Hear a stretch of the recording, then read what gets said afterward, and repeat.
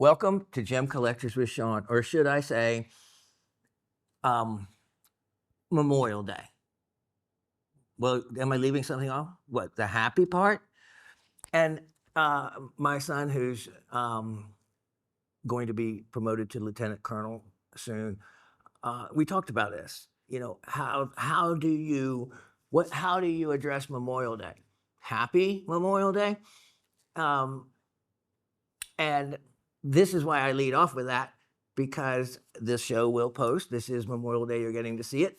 I record on Thursday, so this is the Thursday prior for me. But my father served during the Korean War um, as a Russian, trained in Russian and in the early Air Force Security Service. It skipped my generation. I'm one of five siblings, three other males, and so in towards the end of the Vietnam War, my oldest brother started becoming eligible, and of course there's the draft. So it became an issue and talked about within our family and with my father. And he was military, but he was very much so because I was. I don't expect any of you, and luckily the war ended and it didn't become an issue because it skipped all of us. None of us had got the call. My son, who I only have one child. I'm a professional stepfather, though, I think.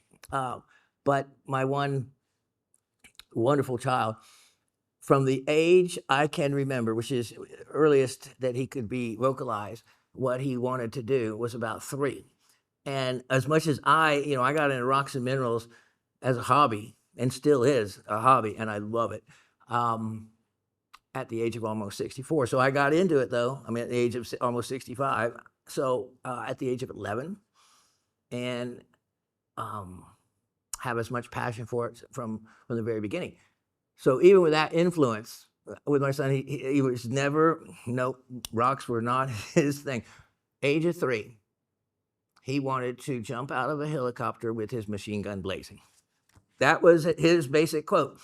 He ended up skipping senior year of high school, was able to enroll into the North Georgia Military Academy, North Georgia College, and has excelled in his career ever since. And I couldn't be more proud. He did 10 months on the very front lines in a helicopter, nightly intelligence gathering and seek and destroy mission. So in peril, and he got through that. He has been in 14 years. He has moved 10 times. So if you want to travel, and if you see the advertisements about the Army and travel, it is true, every bit of it. He has been posted around the world. He was stationed in Monterey, California, at the language school where they trained him in what they call social Japanese. In other words, like my son says, he goes, a 5-year-old can speak better Japanese than I can after an intense 16-month course. So that's one of the hardest languages in the world. And oddly enough, 60 years prior, at the same a military college of languages, my dad had learned Russian for his security positions. But when it comes to Memorial Day, it's just not about the Gold Star families, but not about just the families that have lost loved ones. For certain, they have paid the largest price. But I also consider it just a memorial to all of those who, either by draft, by force, so to speak, or by volunteer, that have served in our armed forces and our Coast Guard, and keeping us the great country that we are.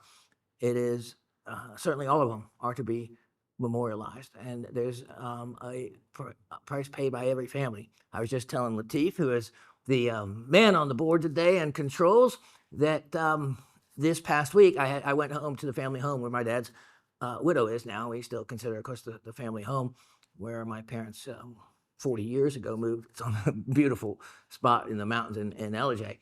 And but spent the night and met him there, and he and his wife, and basically said goodbye because he's going to be posted to another continent for 3 years. And it's the furthest away you can get. It's one He doesn't really want me to say, so I won't. But it's one I've been to, one I love. So if one of his choices was that or Nepal. So actually, he said he wouldn't mind Nepal. He goes and that I gave him the love of travel and the love of learning about other people.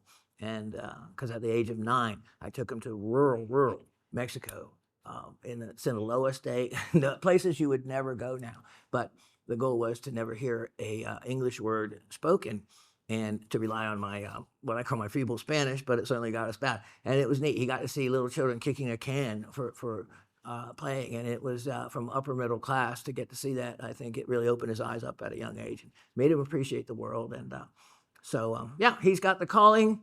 And those of you out there and all the families, if you know a family that has lost someone, keeping us and giving us the freedom that we so dearly love, make sure you thank them. And not just on one particular day of the year, but remember they're suffering every day. Yeah. So I think about them. Everybody else should. And, other than that, it's not a weekend to say happy. I don't think people give it enough meaning, and that word just automatically kind of comes out.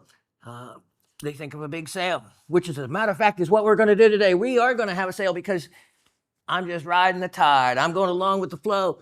I am that old Haight-Ashbury fella that is not, you don't find many anymore. And of course, with the Raven, you couldn't get more Haight-Ashbury than her, following the Grateful Dead around, making her little jewelry make enough money to get to the next show.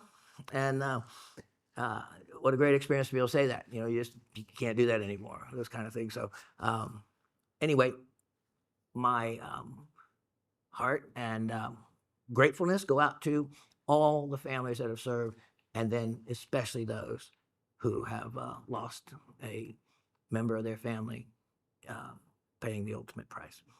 God love them, and thank you. Now, back to the show and back to the sale. I have a offering today that is going to be a fantastic opportunity on items I have shown before, but some I found a stash of. Oh, really? No surprise there, that I had inventoried and from years ago. I don't even know if I've shown them, and some not so long ago, and I don't know if I've shown those. I don't think I have, actually. So, and if not so many of you, you've never seen them before for the most part. Everything is going to be really well priced. Lots of exciting things for you. Now, here's the exciting thing for me. I am really proud of all of you who participated in the What Am I? And your results were fantastic. So I'm going to go ahead and read through the comments here and go through some of the answers, and we'll see how amazingly well everybody did. Okay, Mr. Anthony in Massachusetts, he goes, thank you for the Brookite quartz specimen. That was a wonderful, fun piece. Thank you. That means he already won recently, ever since Miss Karen was kind enough to send me the chickenite, those chunks of quartz and brookite that I have been for weeks trying to remove the mud cake material on them, using every method possible. And I have every method possible, including steamers, ultrasonics, really cool chemicals that I wouldn't even want to tell you, so that you shouldn't be messing with them. But yeah, in my bathtub. Poor the Raven. Poor Raven. What she has to put up with. But luckily, she found her first love of rocks and minerals a year before I did, at the age of 10. Yep. She's the real deal. When she came with a rock collection, it wasn't jewelry. It was a real rock collection. And she knows every single piece that belongs to her. Okay, so Mr. Anthony goes on to say he scored the blue cap pink tourmaline. Okay, well, that was a great piece. I was really glad to know where that went. That is from a long ago. And like I said, the tourmaline queen mine associated with that. And you can read about the blue cap pocket when they discovered, I think, in 1972, which would be perfect because actually, I was born in 61. So in 1972, the summer of 72, when I first took the family vacation up to where my uncle had a 200-acre farm in Macon County, Franklin, North Carolina. And we went to see went to one of those panning sluice, tourist panning places where they actually salt the buckets.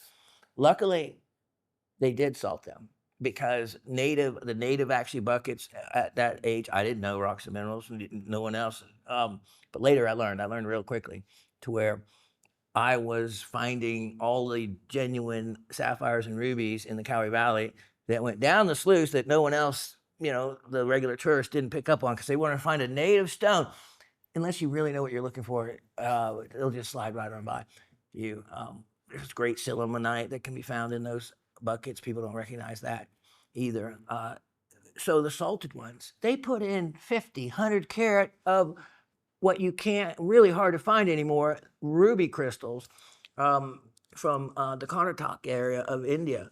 And wow, I remember finding a big ruby thinking, Mommy, Daddy, I want to cut this. It's $1 million ruby, that kind of thing. And they, sure enough, in Sarasota, Florida, where we went back to, found 1972, an old hippie that taught in the back of now he's a renowned opal cutter, actually, very renowned, and still lives out of his truck the last I saw. So he was a hippie then and he never transgressed out of it. You can still maintain the mentality and the feeling of that, but at some point, you kind of got to settle down, maybe buy a house, maybe have some loved ones around you and not be quite so transient. When I saw him at the Gem Mineral Show a number of years ago, and he said, "Oh, come to my truck. Let me write you down my."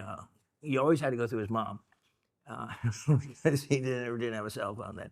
And I saw his truck, and wow, it was just chock full of everything. But it reminded me back in '72 when I first was really impressed with the guy. He had this old station wagon. Remember the one where the seat you folded up in the back and the electric window would come down a little, or you could have the roller electric window down and get all those lovely fumes in from the exhaust and riding in the back seat. Believe me, we had a station wagon with 6 kids. We all took our turns riding in that back seat. You open up this guy's back seat, and he had stacks of the Riker Mount boxes this size with different grades of cut opals in them. Mind-boggling. The value of a fine. This was out on Lido Beach in where the jewelry store was that he taught. And it was a custom jewelry store. So kind of gave me influence then later on when I had my jewelry stores. But he had enough value in those opals. He was a true opalholic, and that is a word that someone coined a long time ago, and you'll see that. Opals have a way of doing that to you. And, could have easily owned any kind of beach house if he wanted to. So I had a new respect for him, okay? Don't judge a book by its cover. All right, let's get going. So Anthony's answers. Now, I tell you what, let's do this. Let's look at the what am I's again. There's 12 of them. And then we'll come back to the answers of everybody's, and that way you'll know exactly who got what. So let's take a quick look. Excellent work there. Now, the very first one, those of you that said jasper or agate or jasp agate, you're exactly correct. And, that matters too. There can be synthetic material like this, plastic materials like this. All right, let's come to the next one. Now, this one, okay, this was should have been an easy one because this one I had actually featured before. Now Latif will make it right. See this pearlescent surface and this light mint green color. That's the giveaway. This is prehnite. For those of you who said prehnite, well done. Here we go. I think most everybody got this one, galena. The primary lead ore still to this day. There's a nice crystal form of it because you can see it forms isometrically, and I love the stepped growth like that. That's a neat crystal. Now, this one came with extra credit if you got origin. That is, of course, chrysoprase. And origin is Ethiopian. It looks very much like the Australian material. but some of the way the surface is a little different. You'd have to know a lot of, that's why it wasn't anything held against you if you got that part wrong. Now, let me just show you for a little bit of comparison. I do have a super high-end piece of Australian chrysoprase, and it becomes a little evident. This is really, really good quality for Ethiopian, but when you're looking at top grade for top grade, there's no comparison. This is, and you can see what I mean by some of the way the surface material is. But again, you have to see enough of that to kind of be able to make that judgment. But I think most of you did get chrysoprase right. I think that one, well done to those of you. Imperial topaz, I had tumbled that myself. And then look at this, throwing that one in there. And I think most of you did really well on that. It is a spinel and the crystal shaped mackerel. Now this one I think tripped up most of you, but it shouldn't have, because I made a point to turn this, and I even commented about an inclusion being in it. Now, if a stone is this size, okay, so there could be a couple of things. Savarite, right? That is certainly comes to mind. Emerald certainly comes to mind. And if you're making a choice between those two, the default would be, when you're cutting stones this size, there's enough material that generally your Savarite garnets are going to be clean. They're going to be cleaner. Now, this is bright, which will throw you off. This is a very well cut, and I had it actually custom faceted to be that brilliant. And that does make it appear to be the higher refractive index garnet material. But that is an emerald.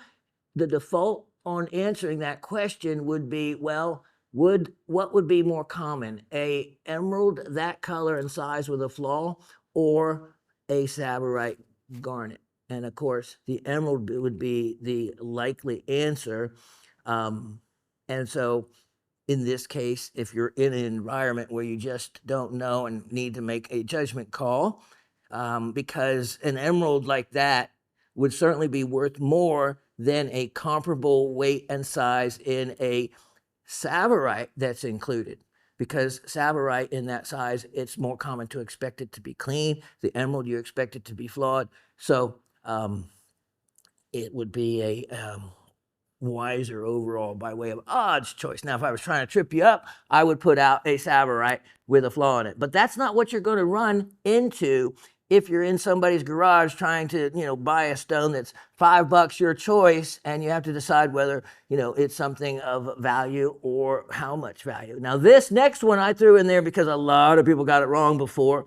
And now I want to make sure that everybody has learned basically what an isometric or cubic form of rough diamond looks like. Now, when you see these in the market, they're almost always from the Congo, from the Democratic Republic of the Congo. And beautiful, beautiful samples for what a diamond crystal can look like, of more of an industrial quality. Now, this one, is where I said, I think I did tell you it was genuine. I did give you that. Now, anybody that would have said garnet, I gave a correct answer to, because to tell you exactly what kind of garnet, and I would say just by the color, it would look more of a rhodolite garnet. But here's the other thing. Does it pass the magnet test? So is it at least a almandine or a partial almandine, which is the iron garnet? Now, if it was an all pyrope garnet, it wouldn't be magnetic. But here's the problem with this. Let me turn this sideways. And remember, I had told you the truth about this. Now, look at that. Does the stone stick? Or wait, let's try somewhere where there's no stone, if I can even remove it from there. Check this out. That is buyer beware, folks. That's where I told you, yeah, this is stamped gold. You can see it up in the shank there. This is made to deceive. All of the stones are genuine, including a very fine quality. Most likely, probably is a rhodolite. But like I had mentioned before last week, if you remember me saying that the rhodolite garnet is supposed to have a specific refractive index, but it varies. It depends on if there's 25% almandine. It should be at least 30% almandine and 70% pyrope to be rhodolite. But it can vary in that range, and therefore the refractive index can vary as well. So you can't always judge by the refractive index you get.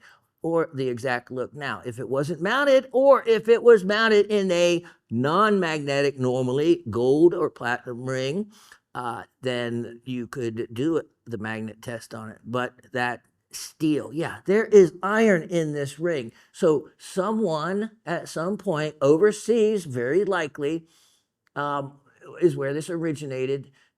This was made to deceive. If you see a genuine stone and look at the workmanship, it's certainly not shoddy, then you assume the rest is gold. It's stamped gold.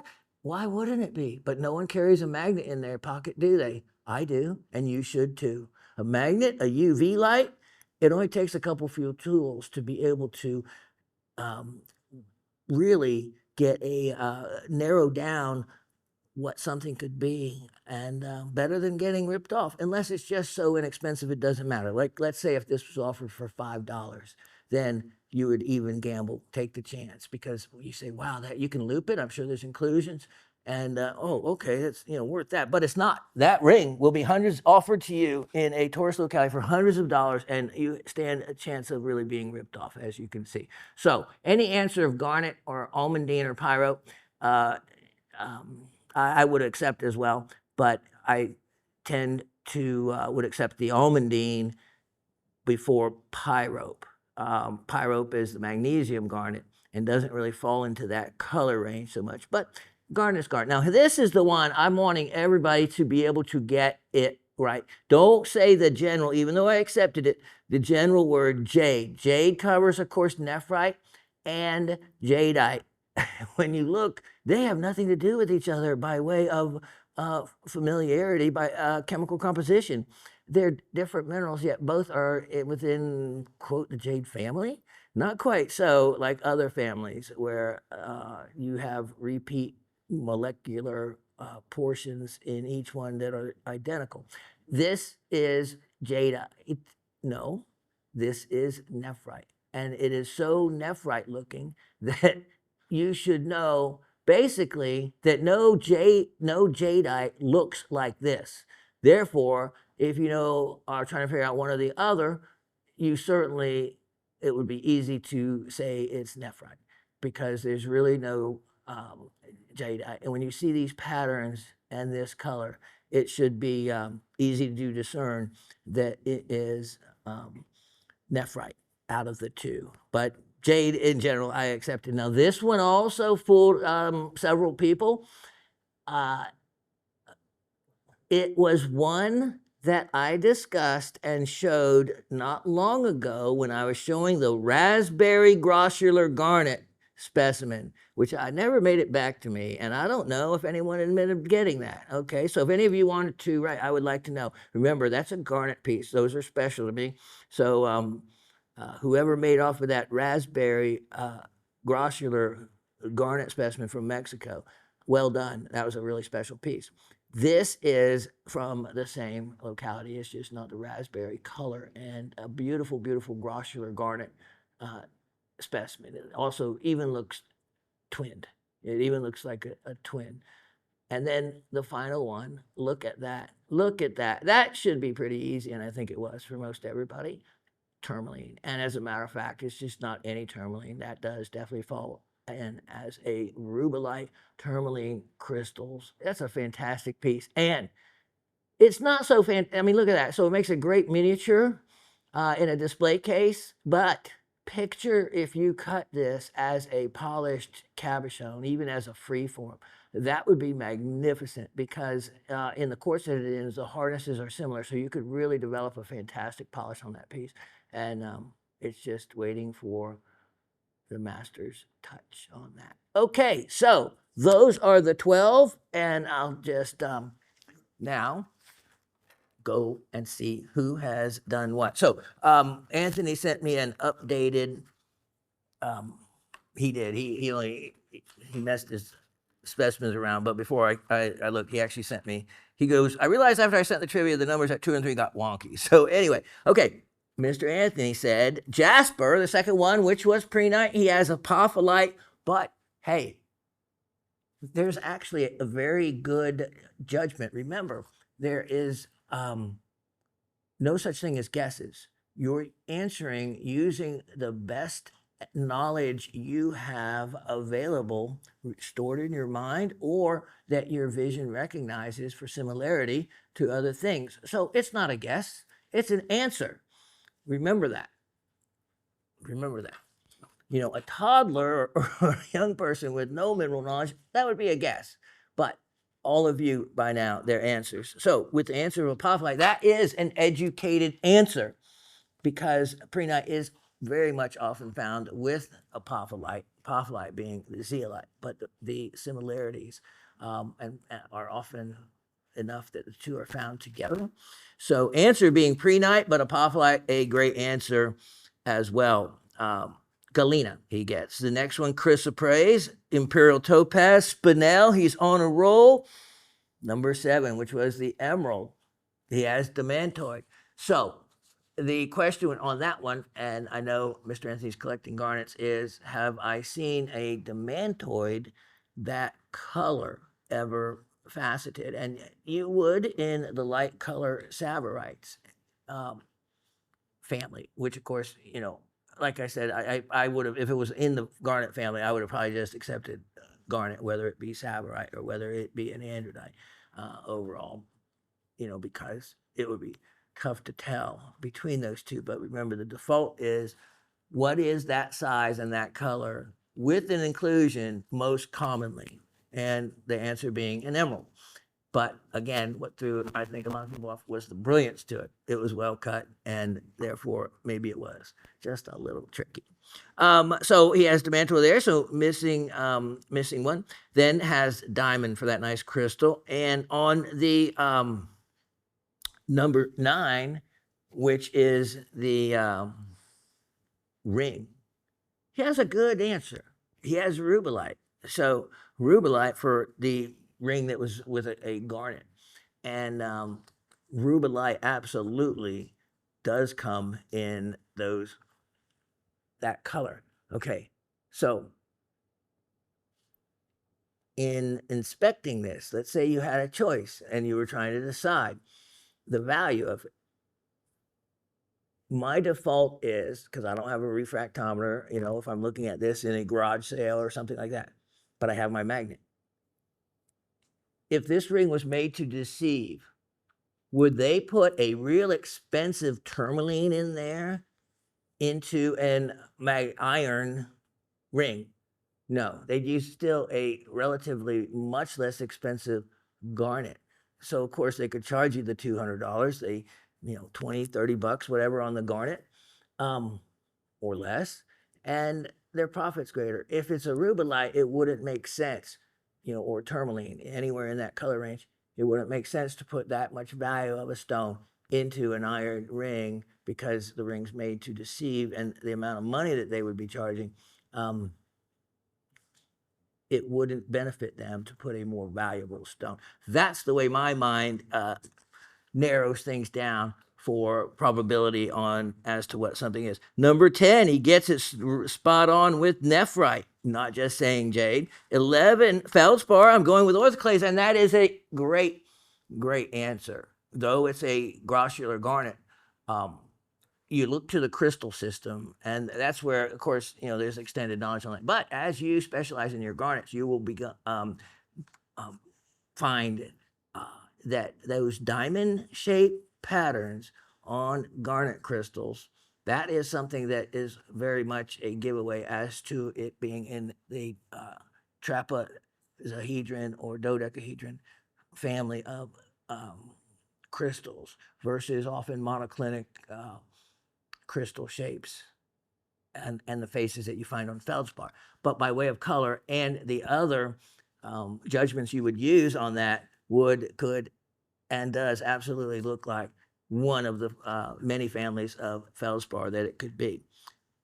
And number 12, rhodochrosite. Rhodochrosite, that would have been a good answer for the color, except the elongated prismatic crystals is something that rhodochrosite you wouldn't normally find. Rhodochrosite's normally more blocky. type thing. But that has a 7 out of 12 for you, sir. Not bad. Cindy in Pennsylvania. Hello, Rock family. Excellent show and wonderful specimens this week, Shawn. Yes, you are my favorite gem. Remember, she said she was going to another favorite. I think it's a rock yard sale kind of guy. Yes, you are my favorite gem and mineral show. But when I come, when can I come to your venue and shop in person? I am waiting. I know. Okay, I get the point. I get the point. Here are the goodies I bought this time at the Rock Swap. New to me, larvikite from Norway, a bracelet and carved pumpkin. If not, some of you may have larvikite in your home and don't even know it. It is often used for ornamental carvings, but one of the other things it can be used for is more of a higher end countertops.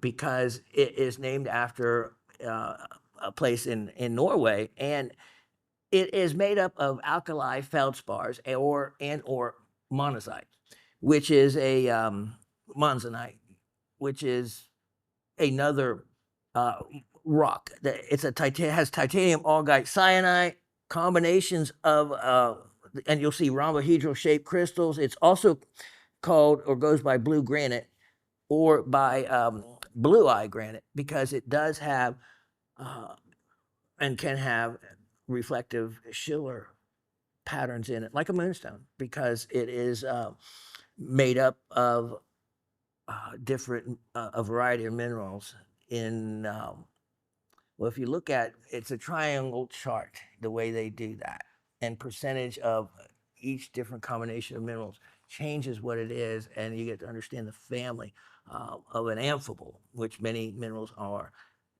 Different ones of those, like augite belonging to it, etc. So it's beautiful material, beautiful material. So that's neat that you got some carved items from that. New to me also was augite quartz from Peru. So when they say augite, that is also a hornblende member, which is a member of the amphibole family, and all those, including other ones you might be familiar with, like Shermakite, which was what we used to call the ruby zoisite, the black material in Shermakite. But that has been now, with all modern mass spectroscopy, been determined to be a actually super dark green, and it's true because in slicing these things like the ruby and zoisite really thin, I put a backlight on, and all of a sudden, what always looked black is just a dark green pargasite. So, but great stuff. That augite and quartz, yeah, that'll be a really neat look and different. It can look similar to other things, so that's where comparison minerals are great to have, like schorl, tourmaline in quartz, to compare it to something else for the different look. It can also be more massive, where you can carve material where it's the two are blended in together, a silica mix. Vivianite, see, okay. So she says 3 blades in a glass display jar. I wonder if they were trying to keep them from oxidizing. And 1 specimen still attached to matrix with siderite. She says, I hadn't even checked for siderite until this week's show, and you talking about the siderite. Surprised to see Vivianite at the swap and would never have known about it if it weren't for you. Thank you. Graves Mountain pyrophyllite. Yeah, we've had some of that here. So great stuff. Then also ruby and zoisite with black amphibole, speaking of black amphibole hornblende carved cat that I love. Fluorescent ruby and more hornblende, so it is darker, almost black like my cat. So if you have an area that you can really get a strong backlighting on it, see if it's not a dark green. And I mean really dark green, so it takes a bright light. And if so, then you would have the classic, what has been mistaken for Shermakite as a hornblende. And what it really is pargasite. Which is a calcium amphibole. So anyway, she also, some other common small tidbits that I like, saw the most beautiful sugilite, rough, remember, hard G, but was out of money by the time I saw it. Another entire display was Dominican Republic amber that she goes down and brings back regularly. which you can. You just have to make sure you have a connection that you can get it on a quote wholesale level. Got into a political discussion, with a group of fellas. One is a retired geologist. That was quite interesting. We were on the same page, and I enjoyed it very much, as well as discussing the wonders of the geology world. Rocks don't care about politics. That is why we love them. Absolutely. So on the what am I? Number one, she has as the serpentine, which great answer because that banding in the jasp agate piece can look very much like serpentine. Danburite on number two, which is the prehnite. Number three, good answer at the hematite, bright and shiny, but the crystallography would be the giveaway for if you've seen enough galena, and its particular type of reflection. But pretty much the crystal system is the giveaway. Now in person, if you were to hold it, the sheer lead weight of it being, you can feel it. It's heavier than if it would be hematite. Very good on number four, chrysoprase. She has Australian, but you know, that's almost where it would take seeing a lot of it to be able to say with an educated answer that it would be Ethiopian. Number five, Imperial Topaz. Spinel Mackerel, well done on that. Number seven, Grossular Garnet again. That was the emerald. So I guess I put that in there kind of to throw some people off because it seems like it did. I tried to point out that flaw and make a deal about it in it. So kind of giving you a little heads up. But I think, again, the brilliance of it. And I checked it again to make sure that it was and didn't fluoresce and it wasn't magnetic. So it was definitely an emerald. And not either one of the garnets. Number eight, diamond. Number nine, she has this pyrote garnet, so that's certainly acceptable on that ring. Number 10, jadeite. Okay, so I still accept it as a right answer, even though by now that particular color should be recognized as nephrite. Number 11, she has as sapphire. Good answer.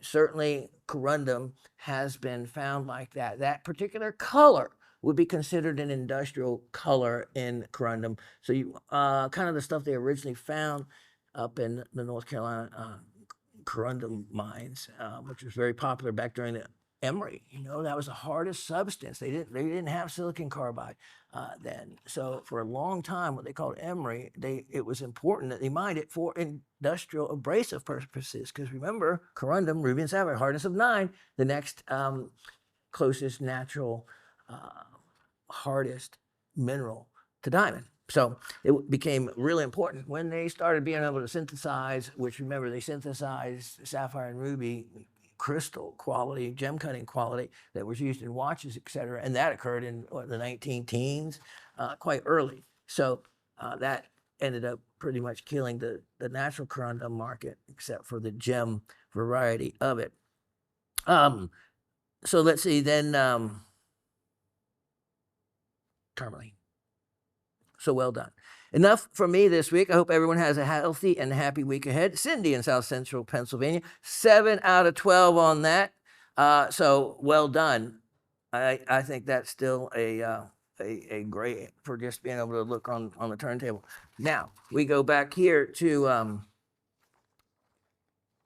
that was okay. Miss Gabby was able to get in this week. Hello, GSN Rock family. Been a busy travel week, but think I can get in a quick note and make the cutoff for the show. Boy, oh boy, can't believe all the great specimens that are in Karen's bucket. Yes, Miss Karen gave me a lot of joy again, and mental therapy for me after saying goodbye to my son and his wife, and scrubbing some more of those rocks, because each step revealed more and more goodies. I'm enjoying mine. I know it has been a lot of time and work to clean them up, but seems very worth it. That gift is getting more and more valuable. It absolutely is. And of course, I gave the standing request to her that anything she wanted back, she was more than happy. I'm more than happy to send it back to her, because she gave me no telling, because she couldn't tell underneath this super hard cake like Georgia clay, which it is, and without ever knowing what was underneath it. And you're good this way. You're going to see some stuff. You know, I can't resist a what am I trivia withdrawing, but here goes. So she's opting out. If how she does. So number one. Okay, look at this serpentine. So that's what I'm saying. Miss Gabby, who is like an oracle, along with Miss Barbara of and others of you are coming along really quick in that realm, has won majority of the what am I's. Not that there's been that many, but I think a couple in a row she won. So she's opting out. But I said play anyway. Don't just not play. So if she said serpentine, then that first rock that looks like the green, it's the green banded jasp agate, certainly does look like serpentine. Pre-night for number two. I wanted to see how many I could trip up on the pre-night one, the second one, because I had shown that as pre-night before. Number three, Galena, rocking along. Number four, Chrysoprase from, bingo, Ethiopia. Gets the origin for extra credit. In case it came down to an exact tie, that would be a bonus. Imperial Topaz, number six, she has Rainbow Androdite. Now, not sure where she saw that. Was the Spinel Mackel. And not sure what part she saw that might have, maybe it was the shape, the triangle shape of the crystal, to think about it being a rainbow androdite. So, yeah, possibility there. I might have needed to hold it up a little differently. Rainbow androdite is more always a tannish color or a chocolate color or more of a caramel color, those colors. Number seven, wow, she got it, emerald. That was the Savorite garnet. So she got number seven right, emerald, then diamond, then on the ring, just covered it by saying garnet, which is absolutely acceptable. Number 10, nephrite. Number 11, grossular garnet. That was the difficult one also. And number 12, tourmaline cluster. And that is for, let's see, 17, 10 of 12 with extra credit on the Ethiopia so far. The best. Miss Penny in Quebec. Hello, Shawn, the very lovely Raven, amazing GSN crew and fellow rockhounds. I hope this finds everyone well.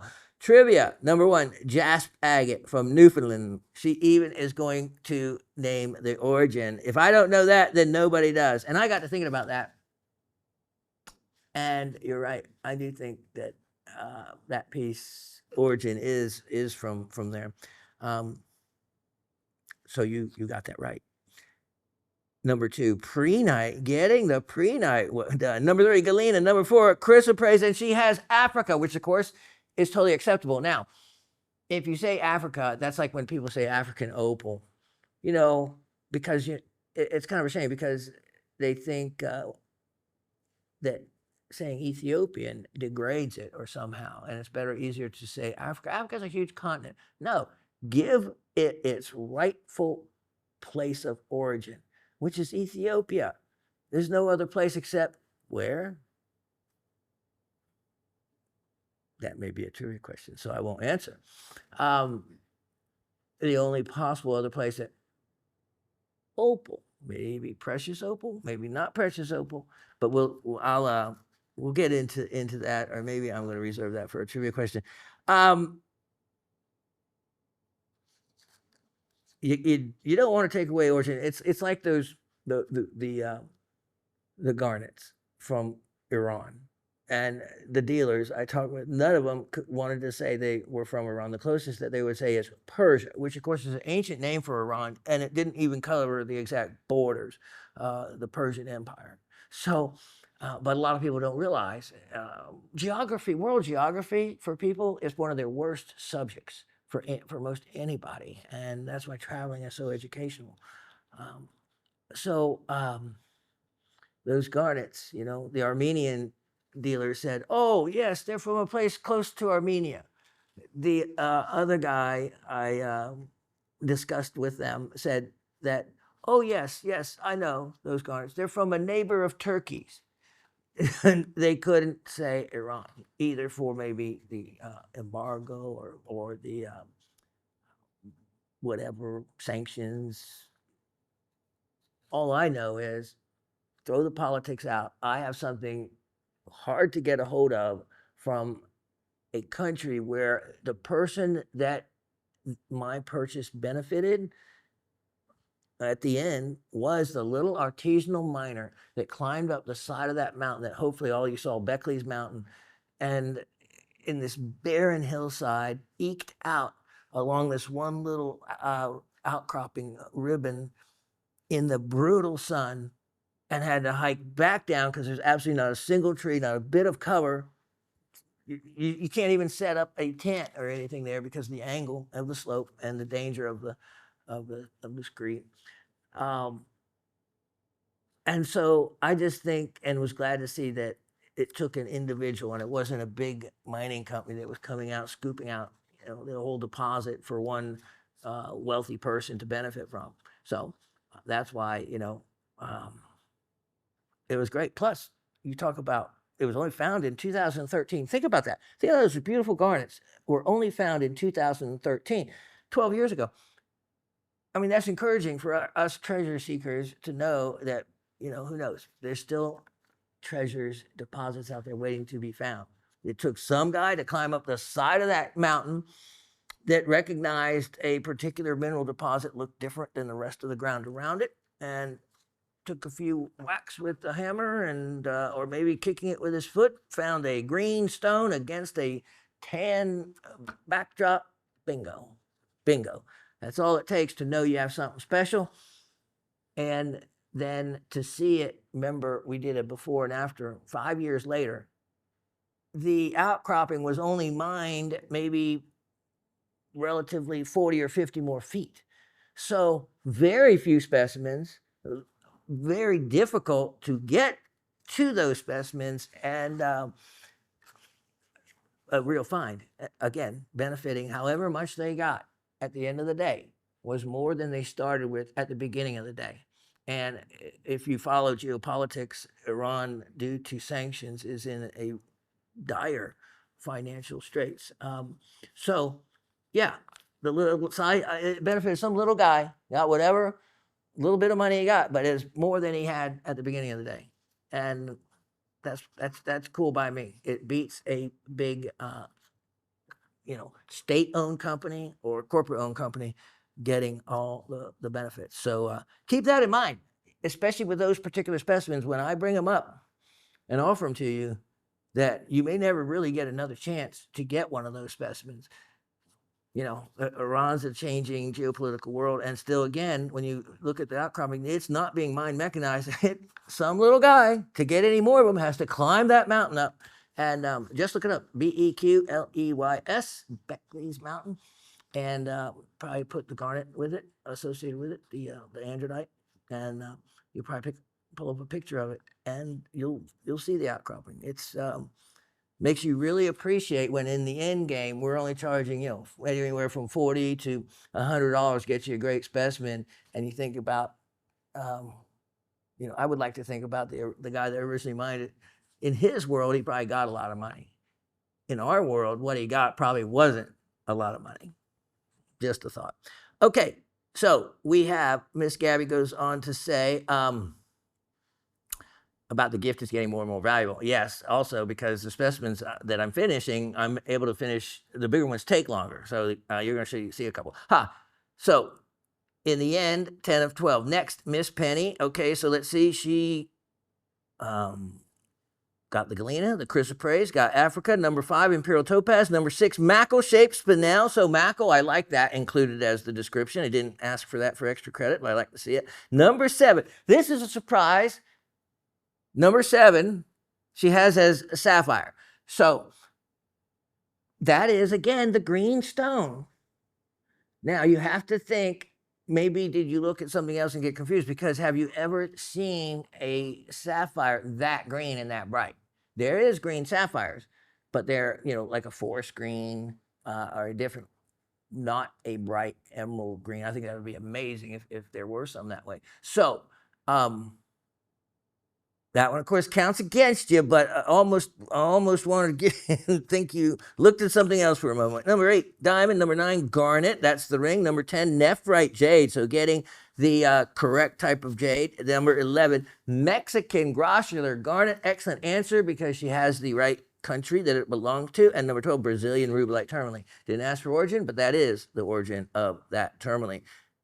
11 out of 12. Missing only the green emerald, which is unusual. I know, even Latif just said, because I know if you could get all those others, I know you haven't seen a sapphire that green. So I'm not sure what happened there. But boy, that would have been a perfect score. Almost want to give you the perfect score because you had Africa, but you didn't have Ethiopia for the chrysoprase. So I think by saying Africa that you probably knew it to be Ethiopia, but weren't sure.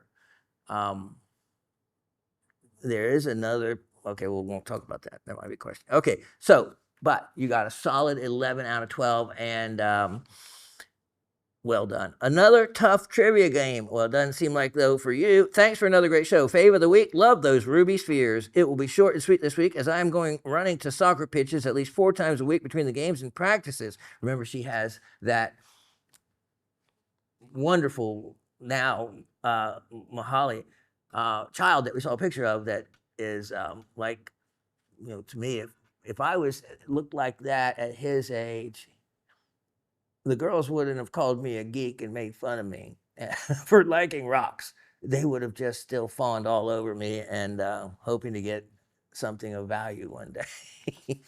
But I did. I look like the nerd I am, and I looked the part. And it took that article in the newspaper that I showed y'all before I got my first kiss. Yep. That's what I remember about that article. Even though it did make me quite famous locally, because I'll have to bring it back in and show you. It's framed on my wall in my office. But it says Shawn leads a rocky life. Great headline, great big picture of me. But you can see me with my old frame glasses and my old haircut, and I am that nerd. Yeah, I was not as beautiful of a child as Mahali is. So well done. And now playing soccer. Wow, that'll really, he'll get dates there. I'll check in whenever I can. Mahalis, and I wish everyone a wonderful week and hope to see you next week. I do too. Penny and Mahalis. Miss Barbara in Brooklyn. Hi, Professor Shawn, Raven, GSN crew, and the whole Rock family. Oh, was the Travel Channel show the one with Becky Worley? Yes, it most certainly was. And I was just telling Raven about it because I did that actually. Well, let me go on. That was 2006 to 2009. Ancient history in YouTube terms. Gem Mountain Gemstone Mine, not found a source to watch this yet. No, check through Gold and Gem Grubbin, Grubbin. They have a website, and they're open every day of the year, just about, and it is the only continually operated. They're actually on the old Loud Bottom claim. He's got 110 acres and know him well, and he's the person that I appeared on the show with, and that you'll see in the best places to find cash and treasures. Ran for 3 seasons, and I took up the majority of the one season where they came down to the Jackson Crossroads mine and dug some amethyst and brought it up to me at the, it's a tourist panning operation where they you can buy a gem bucket, you can buy a gold bucket, but they put the gems in there now, and then you can have your stones cut, etc. And it provides a good function for a family function. If there weren't, I wouldn't be who I am today, because I would have never found and discovered my love of gems. If I would have just let one of those native Cowie Valley rubies go right down the flume line like the rest of the tourists. No, I got a salted bucket. It was easy to find one of those big red rubies sticking out amongst the gravel, and that was it. My love, I got the fever then on, and it is unwaning. All right, so yes, correct. Becky Worley. And Becky Worley, in case you've heard her, you may have. I think she still does the technical, for years afterwards. She was the technical host when a new product came out or anything electronic. She would, like the consumer reporter for electronic gadgets is the role she played on ABC's Good Morning America. I saw her on there for years afterwards, and that's pretty cool that I participated in that. But yeah, I want to find an online link to it. So go to the Gold and Gem Grubbing, I think it's just .com, their website, and they may have a link. I've been meaning to do that, but let me let you sleuths out there find it for me, and then send it to me. Finally got the other gem jar of spinel crystals. I tried before, but they said it was gone. So I bought the other one. Now I have both and this one at a better price. Ka-ching. I know. You guys, then when you gamble on that, man, you clean my clock every time. I drop the price, then you buy it. Other times you miss it. But in this case, I had those amazing, and I couldn't believe they didn't sell. I'm actually maybe going to offer another one today of the Burma spinel crystals. Yeah. As to what am I? She says green agate rough for number 1, so she passes that test and get it right. The next hardest one, number 2, the prehnite, she got us that one right. Galena, she's on a roll, 3 for 3. 4, chrysoprase, doesn't say any origin, but that's good enough to get you a right answer. Number 5, topaz. Number 6, spinel, Mackle even has that one. Number 7, Marilani mint garnet. You're doing so well. Tripped you up on that one. And emerald. I showed you the inclusion, but I know it must be the brightness to it that got you the right, that got you to the garnet part as it did everybody else. Okay, so far, only missed one. Number 8, diamond crystal. Number 9, she has rhodolite for the ring. That's close enough. Any garnet answer would have done within reason. If you said what is a sabarite or something, that wouldn't have worked. Number 10, jade. I have a question mark next to your jade because you know better. You could have told me it was nephrite, but that's okay. That was still an acceptable right answer. Number 11, grossular garnet crystal. Very well done. That was a difficult one. Number 12, tourmaline. Oh my goodness, 11 out of 12. 11 out of 12. Hope no one else is bedeviled by spring allergies. Claritin is becoming my best friend, and I found a use for all those leftover KN95 COVID masks. Drew whiskers on them to make them festive as well as keep the pollen away. Be well all. Miss Barbara from Brooklyn. Achoo, she says, bless you. And that is it. Oh, we have almost 2 people with perfect answers. That is crazy. 11 out of 12, and no one did worse than 7 out of 12. That is fantastic for just the moment you get to see them and how I show them. So congratulations. Now, let me just keep that shot right there. We're just going to push a few of these things back. And I want to show you the next latest. We have Chuck here now so he can do the camera because, yeah, we have Latif. He does, goes back and forth when he has to. An amazing guy. Really very encouraging and supportive. Look at this. Okay, this is one of the new brookite in quartz from Magnet Cove, Arkansas, that thanks to Miss Karen in Texas, she mined for them, and I have been cleaning them up. Now, this rust color material that is left, it's a little harder, but you can go in with a like a dental pick and pick it out if you so desire. I think it's kind of neat color-wise because it is part of what this is all made up of, that has iron in that. All right, so let's look at brookite is a titanium dioxide polymorph of rutile. And what is really unusual are these beautiful bipyramidal crystals, the black crystals that you see. And when we come in on this, look at these. There is iridescence on some. You can look at that. You can see the iridescence on that crystal. Oh, look at this. This one is a twin crystal, and you can see the iridescence on that as well. Let's turn this. Look at that, is really beautiful form to that particular one. Look at these others. They're almost Mackle shapes, but you can get that with this crystal system. And looking at it from the side, look at the quartz crystals you can see from the side of this. And here as well, when you come up to here, you have brookite. You have some wonderful brookite. And looking all around this piece, there are an abundance of brookite crystals. Now, there is, let me see one little thing here, because you know how I like to play myself, because I have this huge monitor that I don't have at home and an super expensive camera lens that does more than I can do, especially when we do fun stuff like this and shoot through a 35x additional lens here. Looking at those crystals, look at that world, look at that world, look at all those crystals of brookite stashed away down in those little cubby holes on this piece. That's what's amazing. And that's what, Miss Karen doesn't know when she gave me those items. She didn't know what she was giving me, and just generously let me have the joy of uncovering these specimens. Okay, so this is going to be one of the treasures because guess what? I'm announcing I am giving one to each of you, Miss Penny, and Miss Barbara, each winning a specimen. So this is going to be one of them. I'm going to just leave it to Christy, the inventory keeper, as to deciding which one. Let me show you the other. I don't think you can go too wrong. Actually, there's three. These are three new ones that you haven't seen. So let me show you this one. And again, a lot of the white, which is actually would be red, except my agents, the reactives that I use, stripped it of it and left behind feldspar pretty much. That's a white feldspar that can be picked out as well. See that? Look at that. I'm going to prove it right there. Well, watch me prove it and pop a brookite.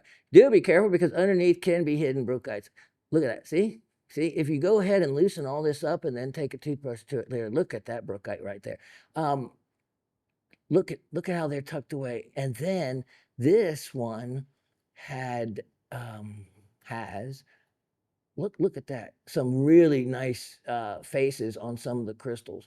Now let me look. Now this side, there it is. Look at this crystal. Not only is it large, but it has some beautiful iridescence on it. If I can get that angle on that right. Let me make sure. Look at how fun that is. Hold on. Let me turn this the other way and come in with the light from a different angle. And where is it? Okay, there it is. Look at that crystal tucked back in there. And I find that there we go, almost to the iridescence. Seeing it? When it hits it, it's actually really beautiful. You can see it's really close to it. But look at that. Okay, that one looks almost like a twin, but I think it's just one solid crystal there. There it is right there. There, look at that iridescence. There it is. Look at that. Okay, let me see if I can capture that. Everybody see all that? Let me see if we can capture that at that angle.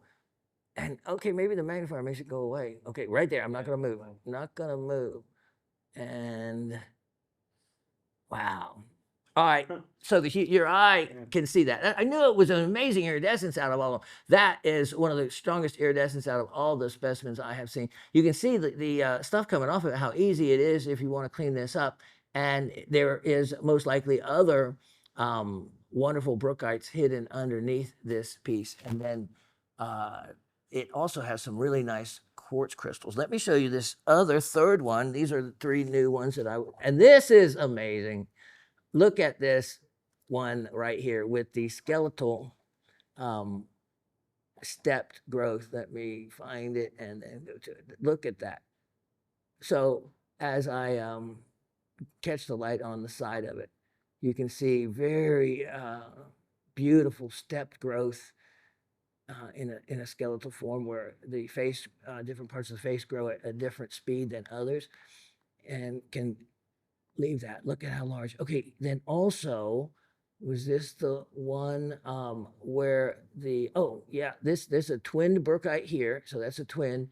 And then look at the brookites clinging onto those quartz crystals. Look at that. Look at that. That is so cool. And look at how proper and tall that crystal is with the brookite at the top. Look at that. I mean, Miss Karen, you have look at those for specimens, and if you compare it to Mindat, these are as fine as anything else pictured in the Mindat for magnet code. Amazing, amazing. All right, so I'm going to let her pick 2 of 3 of those to give to Miss Penny and Miss Barbara for winning and doing so well in the What Am I? Okay, let me tuck these away. I think that's going to do it for this moment, and we're going to get back to the show. I have a lot to do and a little bit of time. We're going to move quick. Be ready for that. Get your pen and paper and notepad out. I'll be right back. All right, I don't offer this guy often. This was one my personal stash, let's say.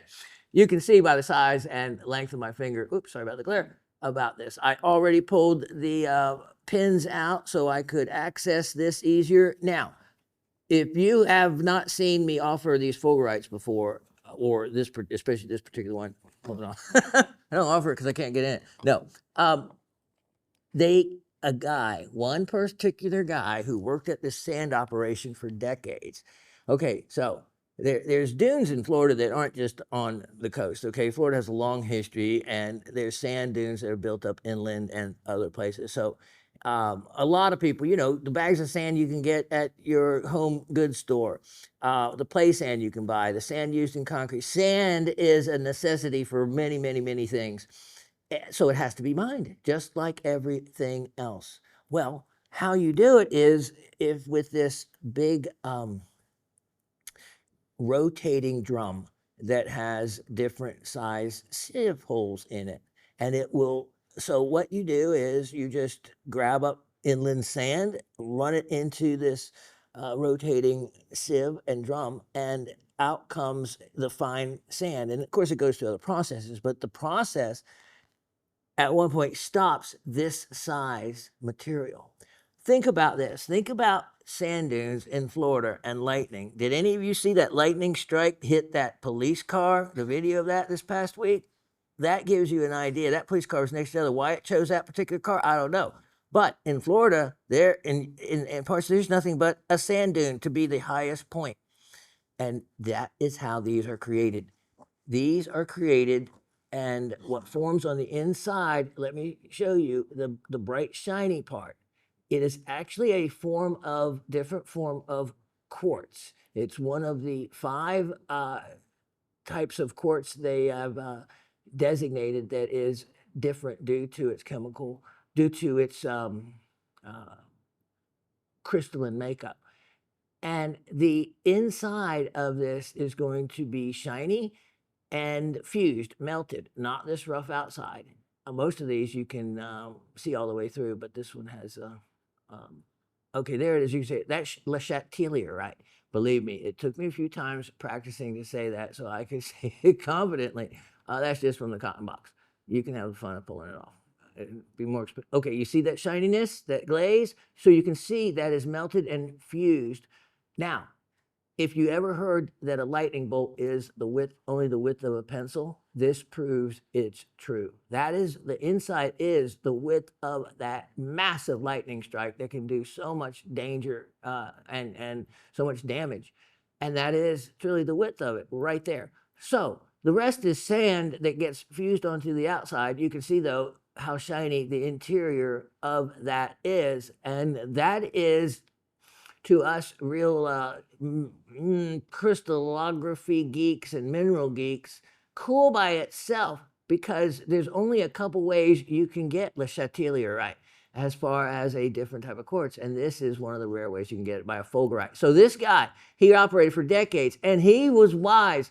What it sifted out of all this sand over all this period of time, that these sand dunes that were being made by Mother Nature and lightning strikes over thousands of years, he was the only one that recognized these to be something special. And he pulled them out. He didn't own the operation, and they didn't care. He just kept pulling them out and pulling them out as they came across them in this one area of Polk County in Florida. So a great history. It was actually done in the 80s. And I did have a tag with, you can actually see here the fulgurite fused sand in the glass Polk County, Florida.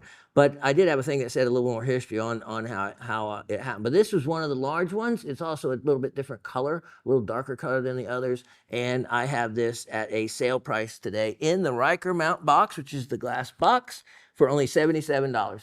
Much to Latif's dismay, because he said, Shawn, when you offered this the first time was too much. And so, yeah, I actually offered that before one time. If it doesn't sell at that price, I am keeping it, because it's something that I think is really cool, plus the story to it. Okay, now let me show you next. Item number 116, 1424. 116, 1424. Talk about a opportunity on a very, let me get my little tray here. And remember, if you don't have certain crystals or mineral specimens, sometimes you have to buy them just so you have them for reference. And when you have spessartine garnet, you can use it for everything as a, well, these you can actually cut them and refacet them for those of you that facet, because every cabochon is a preform for a faceted gem. The bottom becomes the top, and there you have a perfectly preformed oval.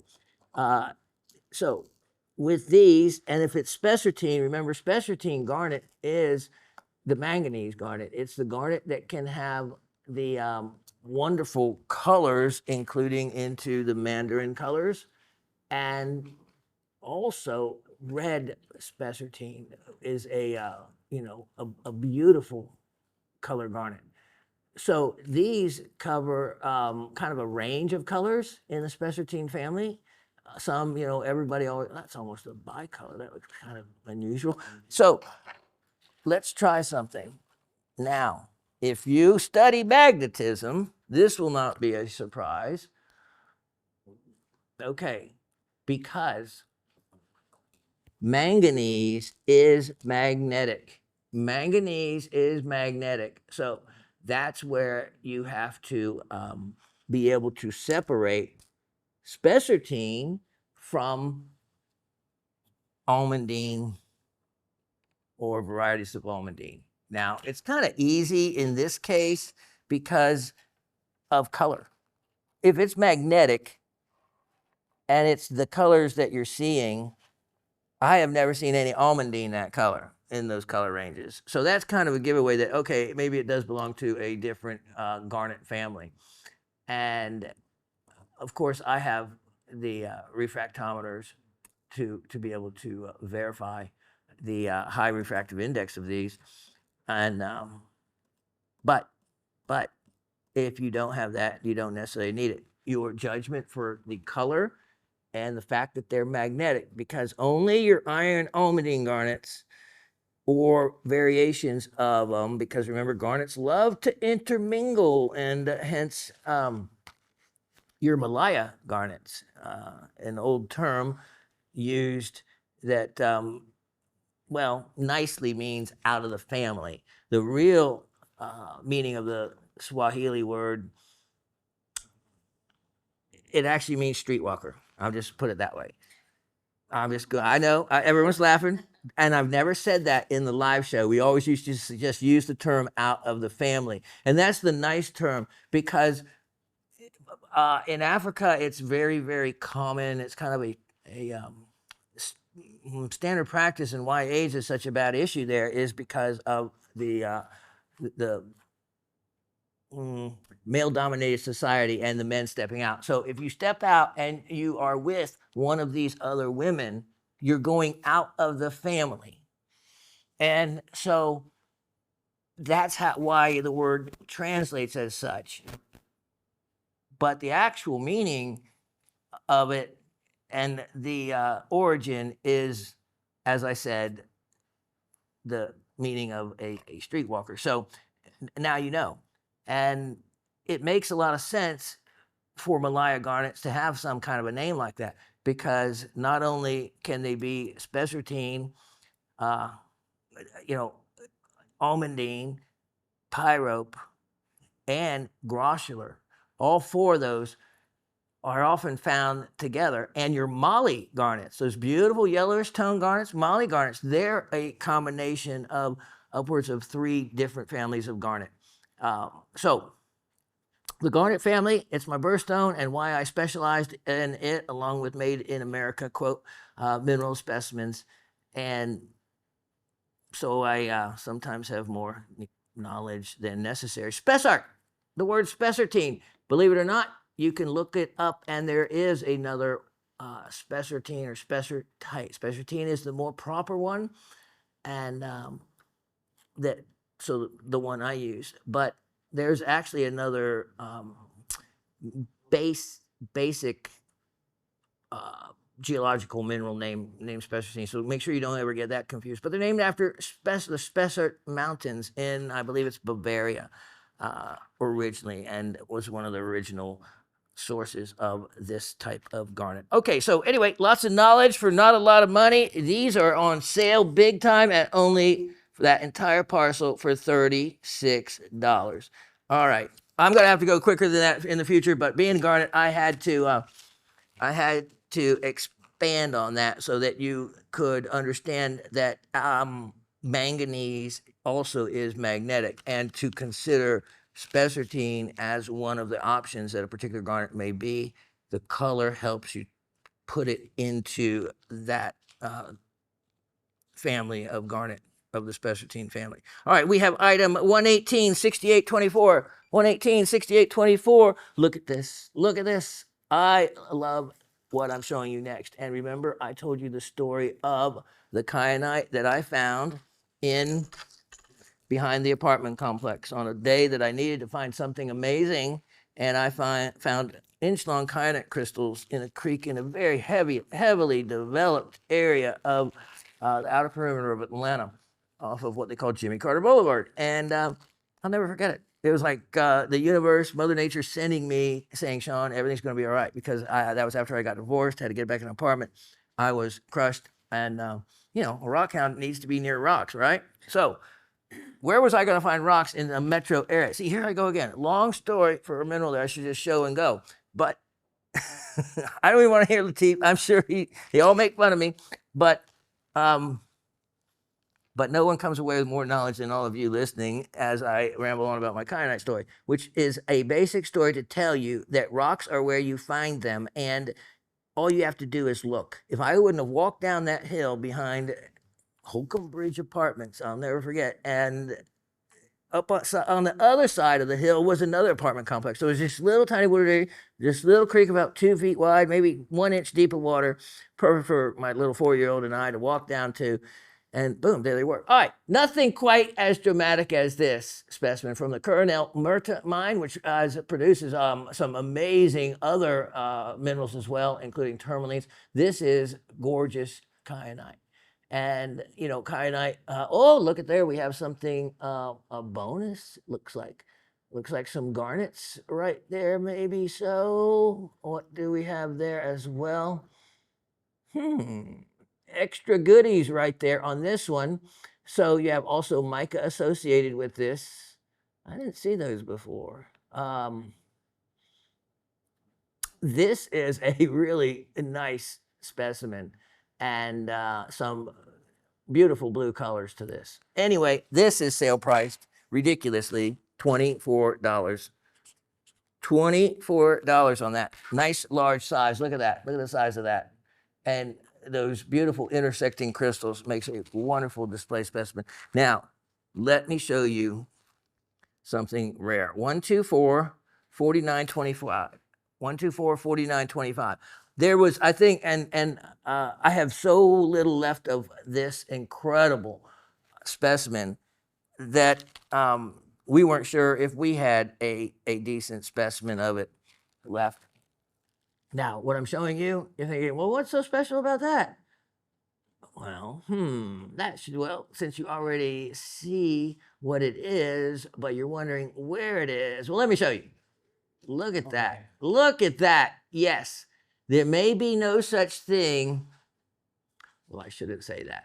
I have never personally seen red apatite, but I have seen pink apatite. In other words, I've never seen rough crystals of apatite that is anything in the realm of red or reddish orange. I've only seen faceted ones, but what I do see is one of the rarest colors next to the beautiful purple ones coming out of Maine. Well, coming out meaning decades ago, but yeah, some apatite's an amazing gem.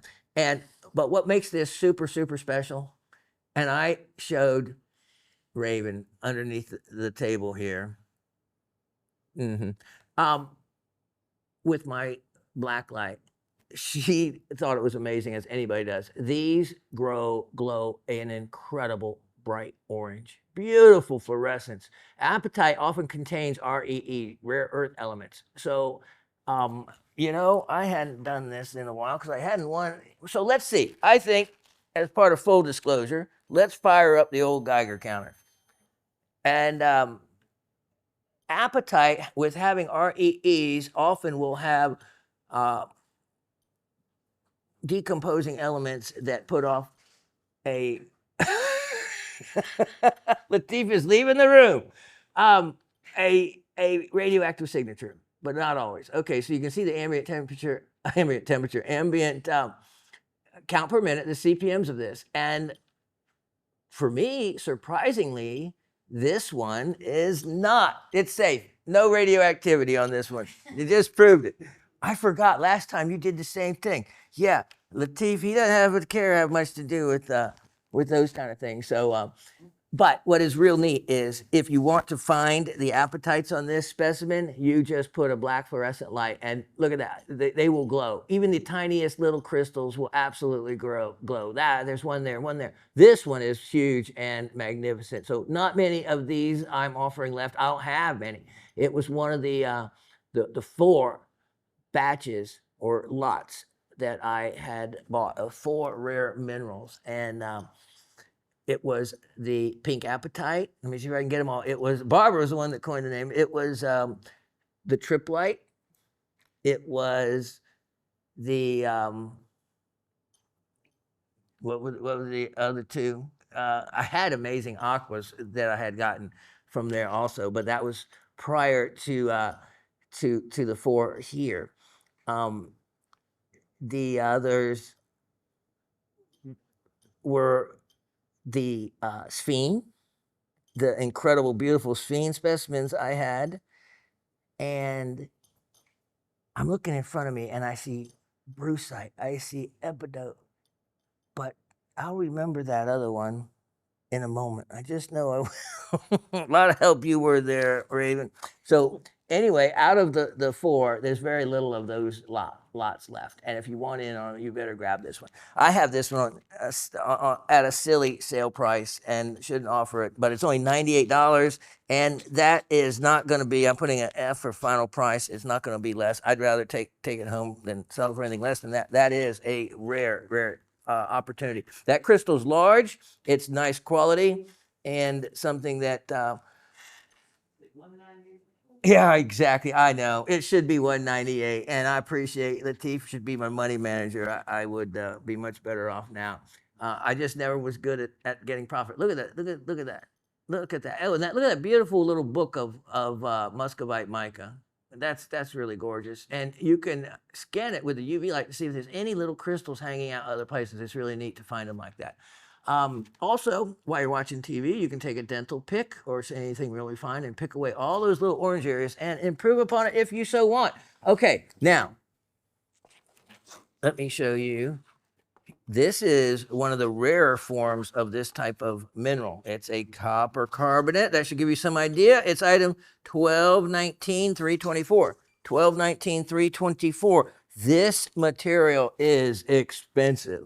The beautiful fibrous malachite. And it is a, yeah, look at this. It reminds me of the micro suede that came out, you know, where you sit on the couch and you can tell where you're, where you sat. Yeah, that micro suede they call it. So as you turn it, it looks exactly to me like that. But look at this. This is crystals. These are, they call it kind of like fibrous. And I can see why it would be that name. But look at the surface. Look at the sides. And those, yeah. Isn't that cool? That is malachite. Now, in other forms, of course, we see concentric malachite, the malachite that is often carved with the banding of the malachite, which that is another form, but that grows and forms completely different.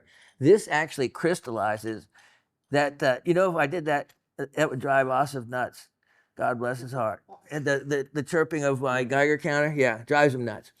But Latif's got a higher level of tolerance, and I love you for it, Latif. Love you, man. All right, so look at this one all the way around. I mean, in some areas, it almost looks like broccoli. But then look at that. So it's like, oh, that's not special. Oh, look at that. Look at that. Look at that. That is crazy. That is crazy.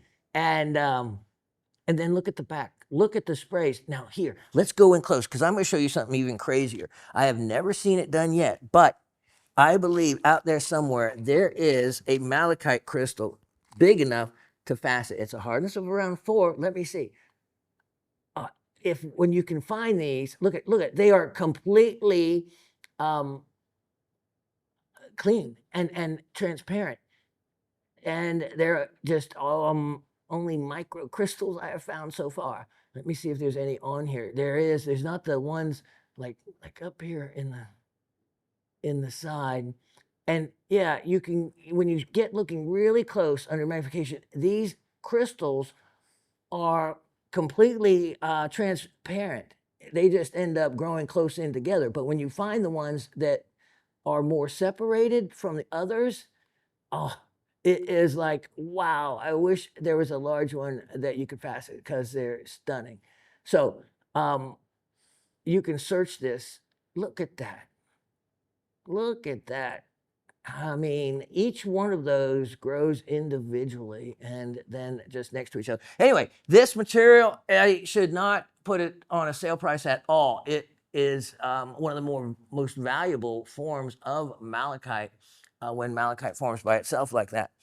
And really, really beautiful. But I will sale price this one, which I shouldn't do because there's no way I could replace it. I see what I offered it. Okay, make it only $118. Only $118 on that. And that is no way could I replace that for that price. I'm writing on here, and then it gets a final price as well on that. But if you don't have one and you want to take advantage and have a beautiful specimen for a very excellent price, here you go. Okay, now let me show you something. Miss Gabby, pay attention here, or Miss Barbara, contact Miss Gabby to tell her request I have for her. Item 1117-423. 1117-423. You can see this goes back a little bit, and I made these and then decided to keep them. But since your request was for, remember Miss Gabby was the one that won the brookite, but along with that, she won that thin slice of chunky gal ruby and smaragdite that I drilled a hole and put a silver ring on. Well, Miss Gabby also is the one, remember, that had Summer, Raven's daughter, on those 3 to 4 inch yellow pine slices, do an incredible job of painting her actual specimens that she had. Miss Gabby sent her pictures of her specimens, and so she has these on a year-round Christmas tree, which I think is a brilliant idea. And I think, Miss Gabby, that we could get it in the cover of Rock and Gem, or if not that, certainly Mr. John's project that he did for the Craftsman of the Month. Not that he needs to win the Fordham Day giveaway, but Rock and Gem, I think he deserves the credit for that incredible River of Turquoise piece table he made, or your Christmas tree of a combination of arts, the lapidary arts and the painting arts. I think that would also get a lot of attention. So anyway, I thought of you when decided to bring this set of, you wanted to know if I had anything else that could be used for ornaments. Well, I know, John, your husband has a diamond drill that he can drill these. So let me start and show you what I have for you. And I'll set it aside for you for first opportunity on it. Remember this one? This is beautiful Bahia Emerald crystal. And let me show you, let's see, the light here. And of course, look at that. Yeah, look at that translucency to that. So at first glance, you think it's opaque. It's not. Then I had these specially wrapped and put up. You want to see something really unique and rare? Well, if I said this was Hibshite, if this was Hibshite, would any of you know what it is? That is actually the name. And look at that. That has a natural, perfect hole right there for you to be able to just take a ribbon and hang it on your Christmas tree.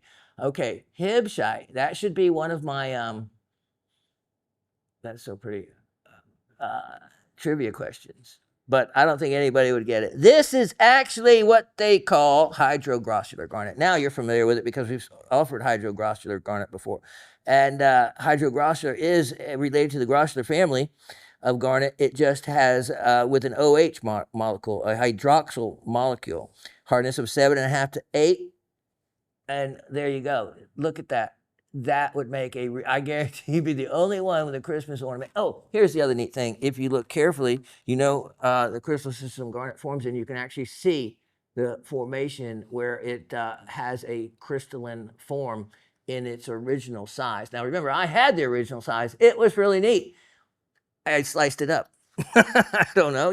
I always tell you people you can slice stuff up, and I did it. So this one, you may have to remove a little bit of that stuff because I had it put up, and it's just paper towel where it was being secured. But this is, look at that, that's tourmaline.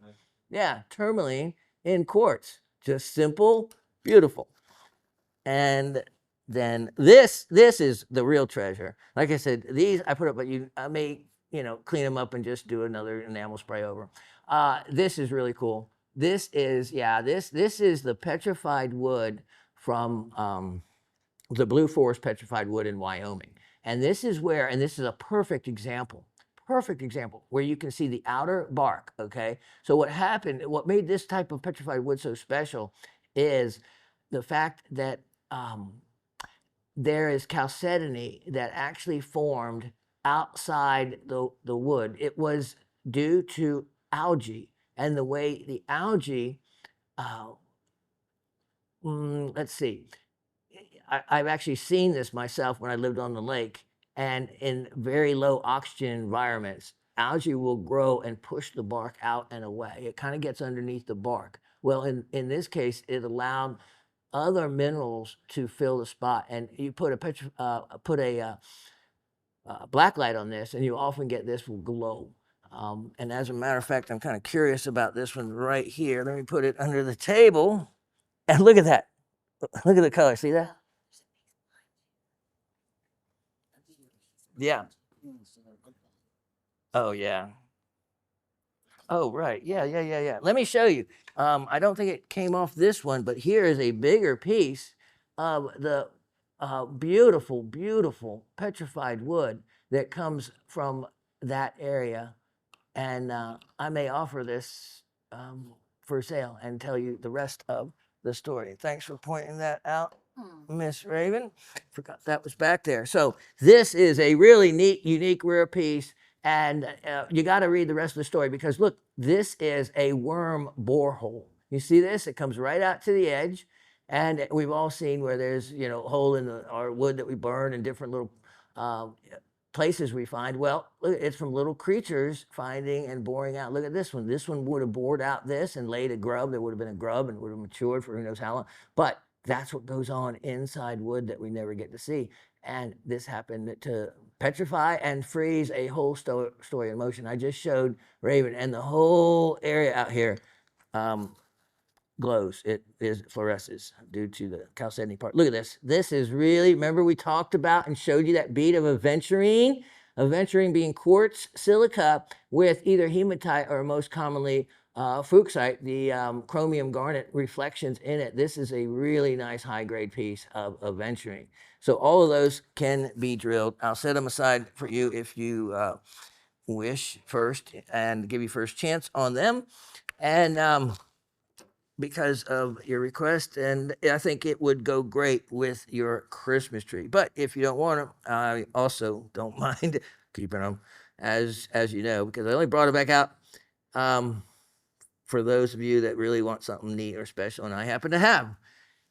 So it's a slice collection here, and wow, here we go. How about this? What is that? Make them a deal. Only $77. Only $77 for all of those. And the effort it takes to slice them. And then of course I did make cheesy spray polish, but it certainly works good for a Christmas tree. Or you guys can do it the right way. But when you break it down, to be able to put these together, if you had the rocks and the slice and the time it takes in itself is certainly more they're about $15 a piece. So wow, cool treasure, no matter what you want to do with those. Okay, now, I'm going to take those away and follow up with one more. Item 758118. 758118. I don't even know if this one is in the system. This one goes way back. We need to use the way back machine to be able to see what we have here.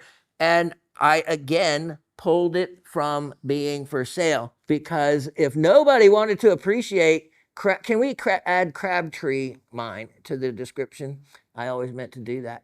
This is Crabtree Emerald Mine, a slice of it. You guys have seen my big specimen before that none of you bought, that like little bookend version and of it. And I still have it, but I decided I don't think I'm going to sell it. It's the Crabtree mine, and it has emeralds in it. It has well, a bunch of different type of hornblends. And so when we talk about hornblends and amphiboles, this will show you. So when you see the green crystals in it, you have emerald, which is obvious, but then you have these black hornblende. It can be augite. It can be, then you do have, see these triangle shaped ones? These would have been your shoral tourmaline. You have what looks like epidote as well. Maybe some of that green material, but of course, the money shot is right up here in those emeralds. And, but it's really neat to see the others. Now, the neat thing about this also, spraying it strengthens it because you can see these type of striated inclusions that are in the rough. Now, I have taken this material and cut cabochones out of it, but this is too thin to do it. This is perfect. You even do go get this cheesy little stand I have. Yeah, that comes with it. Shawn's actually giving away a stand. Imagine that. So anyway, this is... we'll give you a shot at it first because it goes back years. And nobody wanted it. It's like, well, wow, this is something really hard to find. And no one slices them like that because you see the inclusion. How many do you think just break apart in the saw? They do. Believe me, happens to me. So there is a huge effort at trying not to destroy a piece, but it's very easy when you cut something that thin and is that friable, so to speak, to be keep it in one piece. But that's a really special piece, and I have a great opportunity on it. It is only, I don't know, it's silly, because if you actually went up to the spruce pine, up to the Crabtree mine, and if they had this in their gift shop for sale, I can't imagine how many hundreds, truly hundreds of dollars that would be. How's about $58? $58. I even, look at this fancy little thing I made for it to hold it. So it wouldn't break. Yeah, $58 on that. Okay. Now, let me take one moment to tuck that. No, you know what? I'm going to keep going here. I'm running behind. There's more I need to do. First, before, okay, let's see. In nighttime, where did that come from?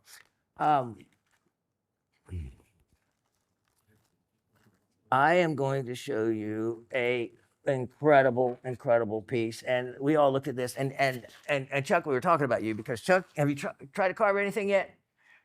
Okay, I haven't been able to. I understand that, and let's look at item 122724. 122724, and this is a wowzer. I don't know if I even had this one out before. You've seen other owls. It's my totem animal.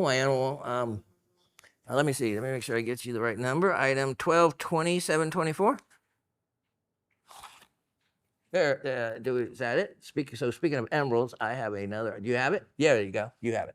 Check this out. Check this out, everybody. Look at this. That is an amazing item. That is an amazing piece. And of course, that's why you see owls, because it's my totem animal. And I collected owl carvings for a long time. And this is one of them. I don't know if I actually ever showed any of you this one before. But if I did, it was probably only once. Here you go. You probably need to wrap that up. All right. Now look at this. This was carved. You know the Bahia emerald crystal clusters I've showed you before. They're the big crystals of emerald and varying degrees of quality. This particular one happens to have some really nice quality ones. You're thinking, where? I don't see any emeralds. All I see is a stunning quartz owl done in detail. And look how it sits in this little grotto, carved out like a little grotto like that. So Chuck McMinnell notes of exactly how they pulled that owl out of the rock. In other words, it's all one piece. And so you have to have some idea of where you start. So when I used to carve waxes, people would say, well, how do you know what to remove? And I would just say, well, everything I don't want. that's about the only answer you can give. The piece will talk to you. It will tell you as you go. When errors are made, then you often have to adjust for the error, or let's say a piece falls off or out or cracks out. Well, you make an adjustment, you change, you put a stick, you rearrange the piece. It will tell you what it wants to be, because this one said that I want to be a calm looking owl of unimportance, but sitting in a grotto of emerald crystals. Look at this. Look at this. Now, you can carve in and just have the standard emerald crystals left, but you can see they removed the matrix that was around them. But the other thing that makes this cool is they went ahead and polished. They went ahead and polished the emerald crystals. Look at that. Look at the color to those. And it's makes it really prominent in doing so. Then you have this dark biotite like mica schist material back here. And you can see part of it oftentimes envelops into the emerald. But these, let's see here, just look at these a little bit closer, and you can see that they have a translucency to these crystals. Look at that glow. Look at that glow. Beautiful. Let's look at this one. And look, so they are just not, wow, opaque. They are a wonderful glow to them. Let me look at this other one. This other one looked really beautiful. Yeah, that's what I thought. Look at how far the light travels into that crystal. Really, the entire piece. So, wonderful detail on this, and that would make a really special piece sitting in a cabinet or displayed on an end table. And look at the detail in the carving. Just really wonderfully executed. And I have a stunning opportunity price on this, and then I'm going to sale price it on top of that.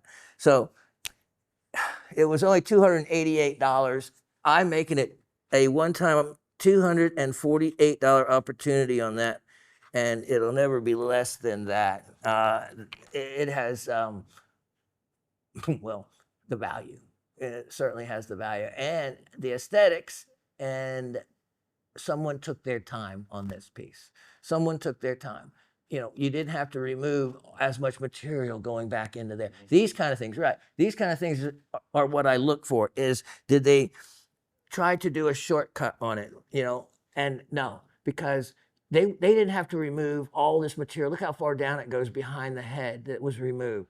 It is by doing that that makes the owl appear sitting there by itself, like not connected to the rest of the piece. And that takes a lot of time. And that is also the more you do things like that, that's the more dangerous the piece becomes. You could be working back here, your burr snag a harder piece of rock, slip, smack against the owl, and all of a sudden you either dug a hole into the back of the owl or broke and chipped the whole head off. There's so many things that can go wrong by trying to do something better. So many times. And I have this, I call it the LE principle, leave well enough alone. It's truly, and so many times what has happened when I have tried to improve upon a piece just a little bit more, bad things have happened. So, and then I regret, why, and I'll say, why didn't I just stop? But this person had a lot of opportunities to stop, and he didn't. And if you look, he went till he hit emerald. Look at the emerald back here. You can see the green. Right? I'm not making that up. You see it, Chuck, right? Okay. Look at the green, the emerald right there. Now, that emerald, I'm not so sure it's connected to any of these. It may be another emerald on the interior. I say all the time on pieces like this, there could be emerald hidden right below this outer material. I can see it looks like they tried to find that themselves in removing some of that. You just never know. You never know. Anyway, an excellent opportunity on a, it's an object of art. It really is. It's a wonderful object of art and something you can really proudly display. in your house. And at that price, wow. Okay, now let me show you. You can add to your collection, Miss Barbara, or anybody else want to pick up something like really cool. 1244, 725. 1244, 725. I have the last of those parcels that the first time around I couldn't get it. I was amazed that no one had bought them because of how hard they actually are to find. Burma Spinel crystals. And so I think Barbara had mentioned in her comments that she got that other parcel. Well, this is the only one I have left. And again, this was the Mackle. This was the Mackle that, look at the clarity to this and the quality. This was the one that, let me just follow me there. If you would pull this a little closer, let me get a little more light on the subject. Okay, this is the Mackle. The Mackle being the triangular shape. What they often are twin crystals. You can have them so where one is just kind of like on top of the other or slightly off center, but you can see the clarity. And this is, look at the thickness. So as a faceter, you know that there's enough depth to this that you could cut an amazing trillion with very little weight. That surface inclusion is just that. It's on the surface. That would come out. Look at that quality piece you would have if you want to facet it. Now, let me tell you, it's not such a fantastic shape of a crystal, even though it really is. It's a little alluvial. Looks like someone pulled it out of the river. That it's not so fantastic that cutting it would be okay. In other words, sometimes if a crystal is so well defined and such a perfect form, you wouldn't want to do that. Yeah, there we go. You see those? You see those two layers? You see that, don't you? Yep. So this is a twin. So you can see that this is one crystal over the top of the other, and you can see that from the side. And that makes it additionally special. That would kind of keep me a little bit from cutting it. But look at that color. Yeah, look at that color. Woo-hoo. Now, look at this. Okay, so spinel forms in the same crystal system as diamond, isometric or cubic form, and meaning equal sides. But they can come in different shapes of cubic forms. Plus, they can also be twinned. This one is a fantastic, again, facet grade quality and cut properly, a beautiful gem, but it's also a beautiful crystal. And these are large. Look at this. Now, this is like beautiful form and a very expensive color in the spinel world when you get into these type of reds. Let me see that exactly. I'm going to pull this up if you'll follow me there. And right up to here. There we go. Look at, that's what I was looking for right there. That's the color we're talking about. Wow. Wow. Remember the giant black princess or the black princess ruby in the crown, the king's crown jewel, thought to be a ruby for a long, long time, is actually a spinel from Tajikistan. And it's very similar to this color. So you can see why in the old, before the era of modern gemology, how this could be mistaken for ruby, very hard, and color very similar. Now, these are Mogok, Burma. So these are actually from the same area. Look at that. The fine color rubies are from most expensive rubies in the world, Mogok. So those three, Shawn's special collector parcel. And again, Miss Barbara saying she got hers cheaper than the first time. Just a little note. You see me using Burma, but yet you may hear a lot of people use the word Myanmar, pronounced Myanmar. And Burma is actually the correct use for the origin. In 1989, the military junta took over and changed the name. It was originally named after the Burman people. Burman people are, going back, of course, historically, the tribal people that settled that area. Not the Myanmar people, no such thing. The Burma people. The United States and England, Britain, does not recognize the name Myanmar for Burma. So using the word for all ruby for any products, jadeite coming out of Burma, mopsit, the use of the word Burma for origin is the correct word over Myanmar. Just a little bit of background info and why I use that. One thing that might help that I didn't mention was the price. After I said to Barbara that she got those at a good deal, those other ones. Well, I'm going to mark these down for you too, Barbara, if you want them. I think it would go great. Then you'd have a stunning parcel of them for only $77. How's that? $77, and that will complete your collection for certainly because of the mackerel that's in there and the other colors on this. So it also in the information, these were mined in the 80s, just to let you know, and at an excellent opportunity for you now. Okay, now let me show you something really, really, really fun.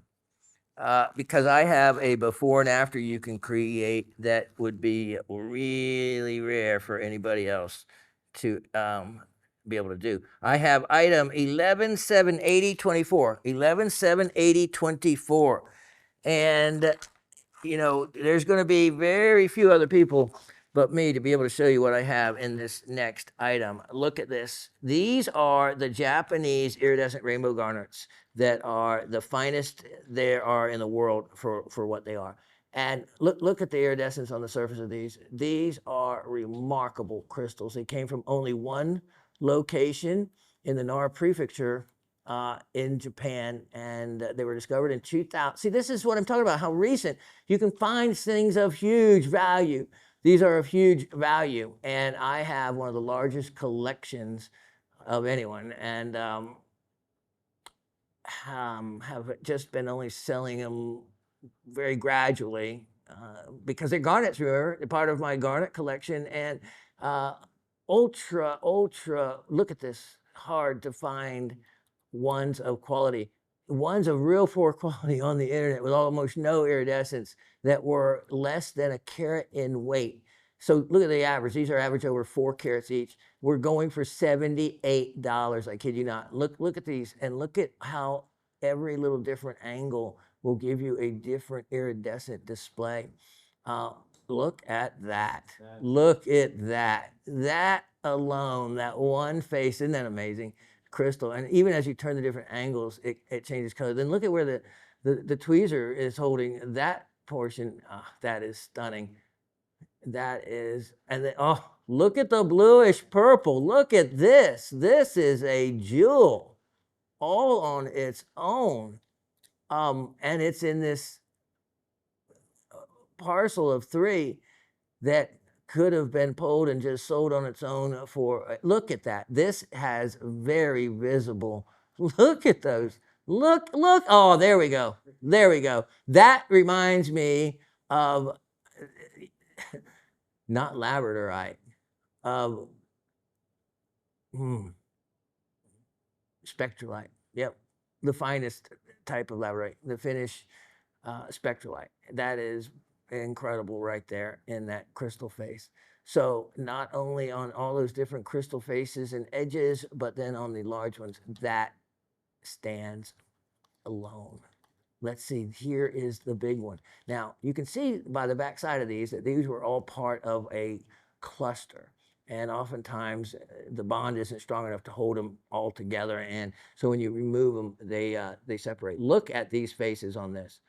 And here's the other thing. Many times on these garnet faces, you'll find little, what looks like dry water spots, but I think they're actually little tiny growths of something very difficult to remove, either calcite or feldspar or something on the surface.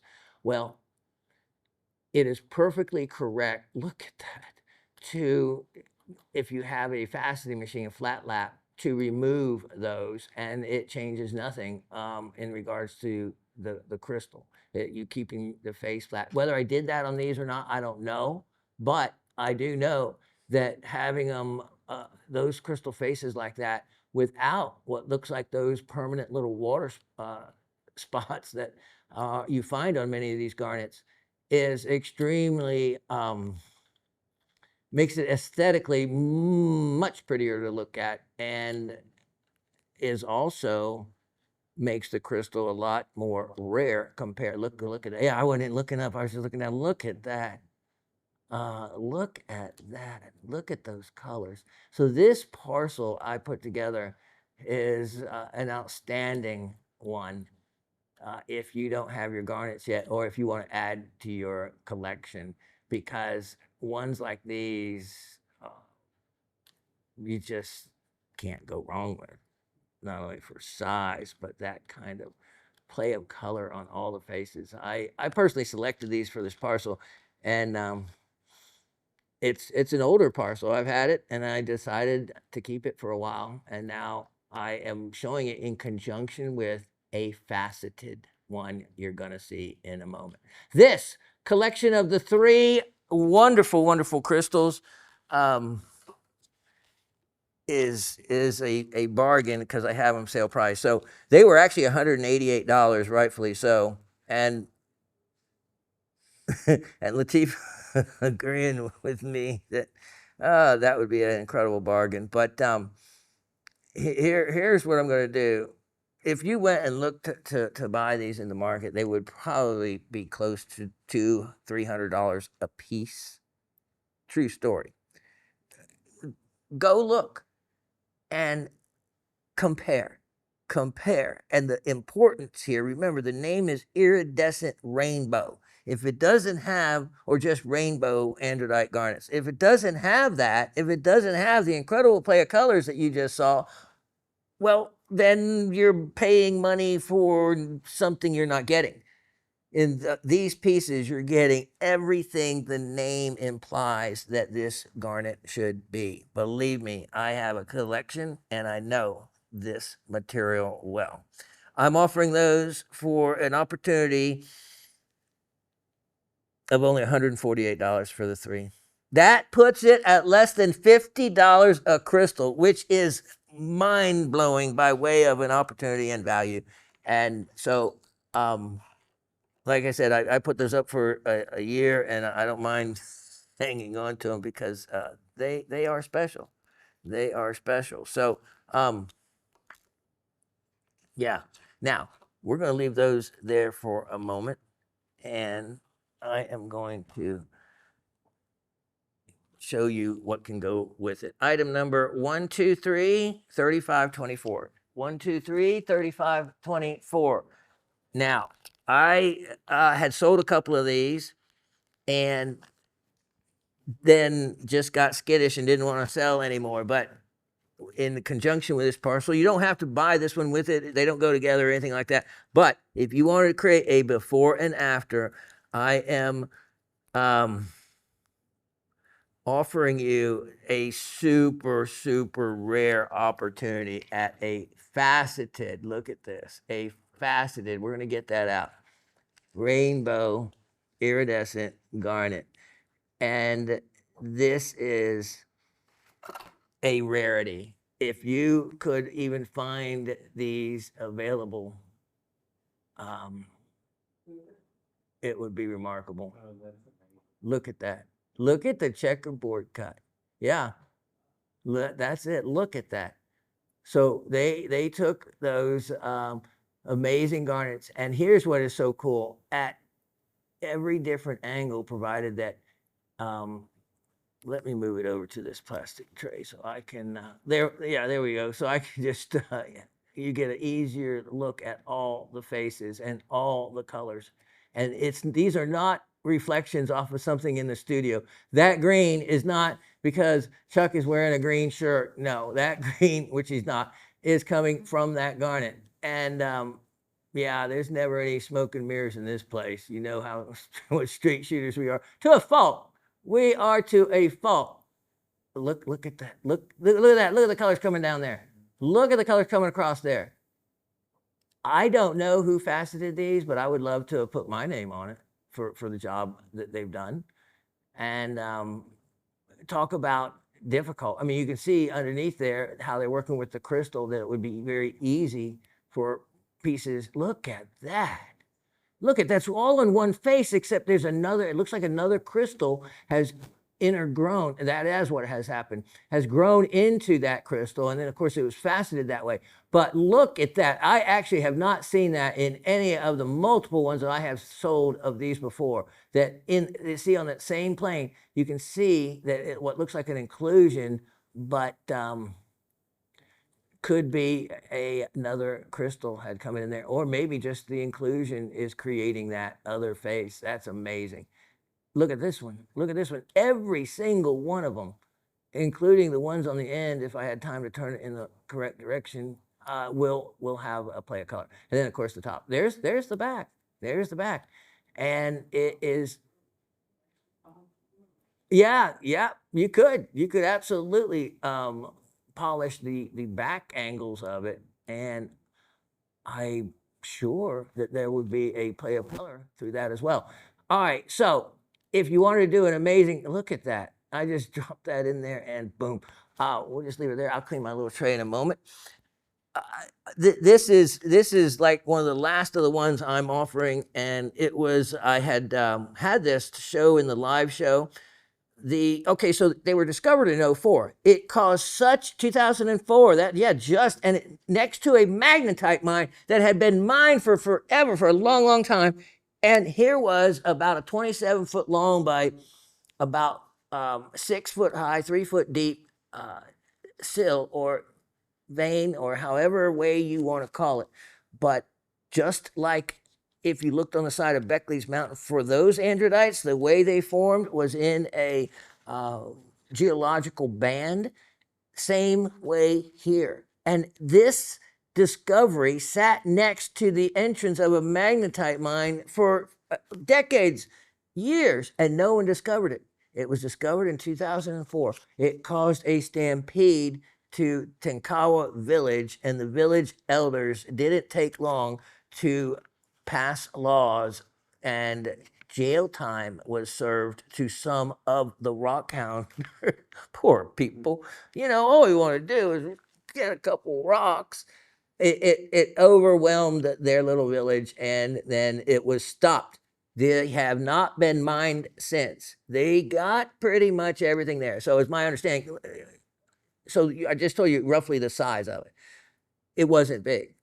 And so, in a year's time that it was allowed to be mined, most everything was removed. It wouldn't be worth a chance going to jail to try, if you were local. It would be tempting, but they made it so it wasn't worth it. And so I am sitting on what no one else can get their paws on, because there's no new material, especially of this quality. If you want in on this gem, get it now. Because I won't facet them. I won't cut them. Someone else cut them, took a chance, and whatever ones broke on them. They could be easily set, though, the way they're cut right now. I'm offering this one at the discounted price of only, $288. Only $288. So get the before and the after, and you will have one of the finest collections of iridescent rainbow garnets that anyone could ever hope for. So look at those colors in that. And that's the backside of all these. There we go. Look at that display that would make. Look at that. That crystal right there. There we go. Your before and after. All right. I'm putting those up. Wait till I show you what I have coming up for you next. So I have, let's do this. Item 1215 724. 1215 724. I'm going to give everyone, speaking of garnets, an opportunity. Let's look at this. Yes, it was one of the what am I's. So there it goes. You've been good. That a lot of you had trouble with. Others of you got it right out of the gate, and well done. So you only can learn what items are if you have crystals to have as your base of study. So you can go and reference. Like so many people have said, like Miss Gabby, oh, I looked on my shelf and sure enough, there's one that looked just exact, when we did. And so when you have something to compare, like how did she ever know, Miss Gabby, the Brazilianite? And it was because I had sold her a much poorer quality one many years prior, and she compared. And or remembered what the crystal looked like. And that's why to have pieces like this for reference becomes like a library of minerals to study and learn from. So this particular garnet is the grossular family, and it will it's kind of a classic form. Let me give that to you, and let me give this one also. Okay, so price on this, and I'm going to put something in your way right now that'll be next. While I'm going to look at something about this. I want to check the fluorescence. So while you're looking at this specimen for a minute, let me take this one and look for fluorescence in it, because let's see. Yeah, there is a light pink fluorescence to this. So I'm just using it in case I sell it, so I have a reference on it, and I will lock that reference in. So I'll remove this for the moment, give you the price on this garnet, and how's about, yes, it's really crazy for me to sell it for $12 because I could use it still for reference, but my mind has this particular type of crystal locked in, and I know what it looks like and where it comes from. So there we go. Someone can have a great reference item for not a lot of money. What I'm getting ready to show you, what you just saw, is item number 1190-724. 1190-724. And it is striking. Look at that. Look at that. I mean, okay, so we talk about epidote, and we do talk about epidote. We talk about epidote in quartz. We we have epidote in unakite. Epidote is in a lot more things than you think. You just don't recognize it as such. This is a fantastic specimen. Now, this has pisticite. I love that name, but I know. So does Chuck. And okay, y'all. Let me show you why it's called that, and it'll make sense. That's the best thing to say. Okay, here we go. We all know what a pistachio looks like, right? Okay. Now they're quit laughing and oh boy, you got the words. Just like fuchsite. I always have to be careful in the way I pronounce that one, because the way it's spelled and the way it's mispronounced, you could really mess up on in TV land. All right, pisticite. I'll leave it up to y'all to figure out. Bissolite. Bissolite, you should know, it is going to be a real fine, thin mineral that is either inside the quartz or can be found. And look at this other material. Okay, you see this other, yeah, let's go in close on this, because that's what really shows off the crystals of epidote. Let me get my little gizmo out here. Let me put the light kind of right back here, and then let's go in and take a look what these crystals really look like. And you will see, look at that. See, you have growing on quartz. You have all kinds of other minerals can be associated. Sphenes. Sphenes are found with these. Yeah, with titanites, word commonly used for sphene. Look at, so what doesn't look crystalline is on these, in these different color areas. Let me move the light around here for a moment and just show you how gemmy the epidote is. Yeah, yeah, look at that. See, those are perfect crystalline forms. It's just the way they form. And let me get this back behind it, in kind of a broccoli type of way. And in some cases, where they come up just and have a neat little gathering of crystals at the top of them, and then associated with quartz. Look at this material. Now, epidote can and has been faceted. This, in the combination of the quartz, is a beautiful, beautiful specimen. Let's like look right up here. Yeah, look at that. Look at how gemmy that is. Great stuff.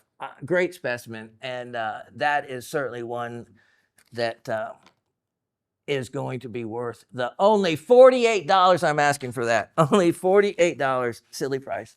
Silly price. Now, let me show you. I have a made in America one coming up. Item 112 4923. 112 4923. And for those of you that love fluorescence, take a look. Withlacoochee River, Florida. I got these specimens from a person named John. He had the old rights. He since has passed away, but he was grandfathered in on having a lease, so to speak, to mine on the Withlacoochee River. And mining was taking a pontoon boat and having special winches on top and diving in the water and finding coral heads and bringing them to the surface. So let me show you. It was amazing because what you see on the outside is nothing like what you can find on the inside. And so many people actually step over wonderful specimens. Um, you know, Florida used to be underwater at one time.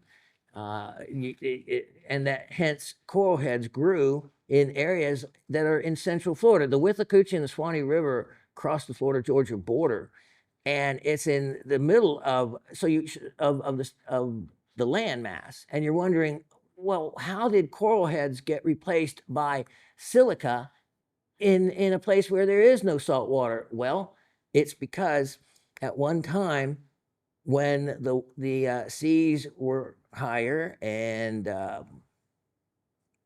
Florida was underwater. That's why there are underwater caverns and everything. You had coral heads that grew. Well, then Florida built up a layer of sand and silica over all of that, about 20 to 30 feet deep in places. And the silica coming down into the slowly replaced the coral heads that had been buried underneath a bunch of sand. All right. So this is a great simplification of the process. Then the Swanee and the Withlacoochee River comes through. Let's just stick with the Withlacoochee River comes through. And the river, as it did the Grand Canyon that cut a mile deep, well, the river cut deep enough that it got into the top of the coral beds that had been replaced. And that is how this kind of material was discovered. So you can see it like that. It has some of its original look of the coral remaining. But take this and you cut it open, and that reveals the treasure. This is amazing. Botryoidal, in this particular specimen, it is all chalcedony. How do I know what that is? It is fluorescent. And the fluorescence, and I showed Raven underneath the table, it turns it all a lime green. The edges, much stronger lime green, but all this botryoidal material is also a lime green color. Now, let's see and check, because remember, Florida has a lot of phosphate beds and believe a huge mining industry. If you've ever traveled Florida and traveled across central Florida, the highest land masses in Florida you will see are man-made, and it's phosphogypsum, and it's piled really high because in the process of decay, you go through a stage of potassium 40 in these phosphorus gypsum beds, and that leaves a radioactive signature at a particular layer of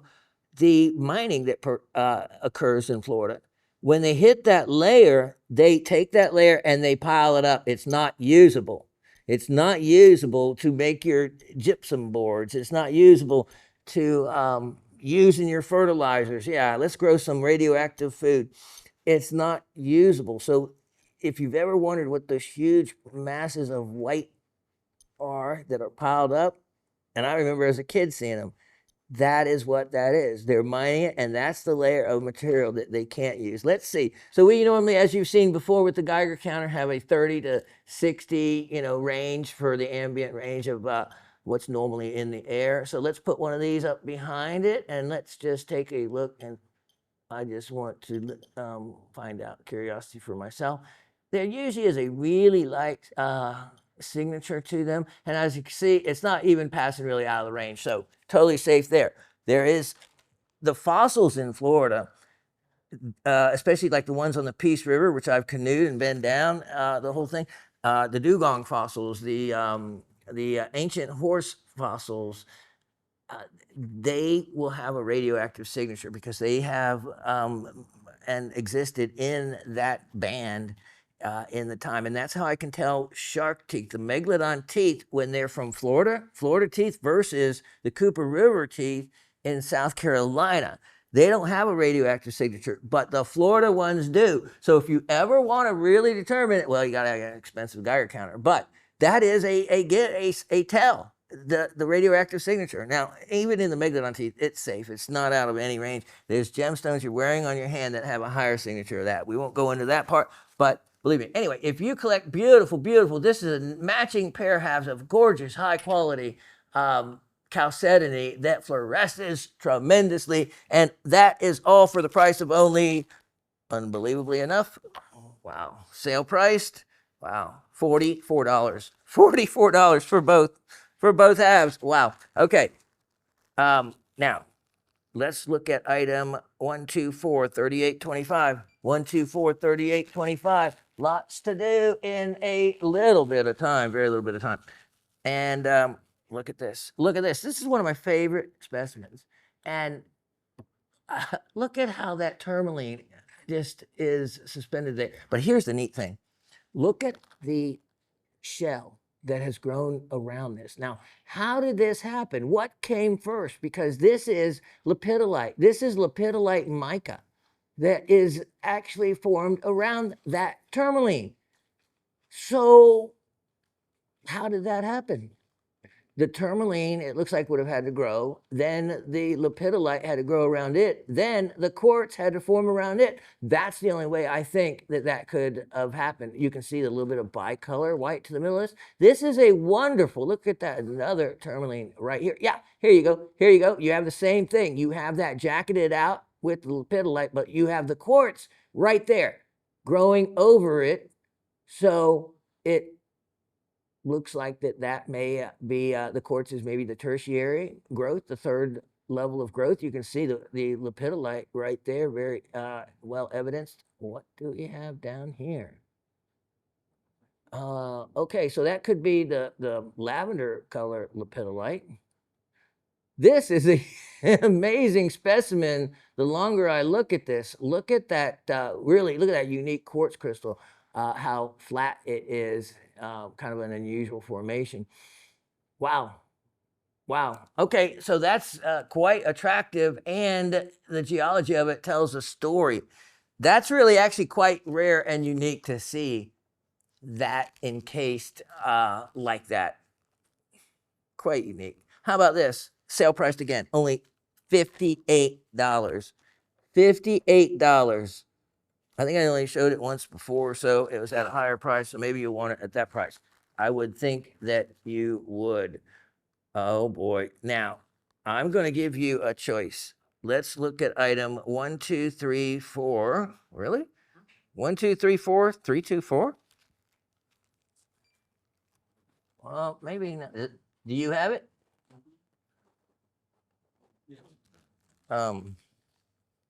Okay. I will have to hand type that in. Let's see. 1, 2, 3, 4, 3, 2, 4.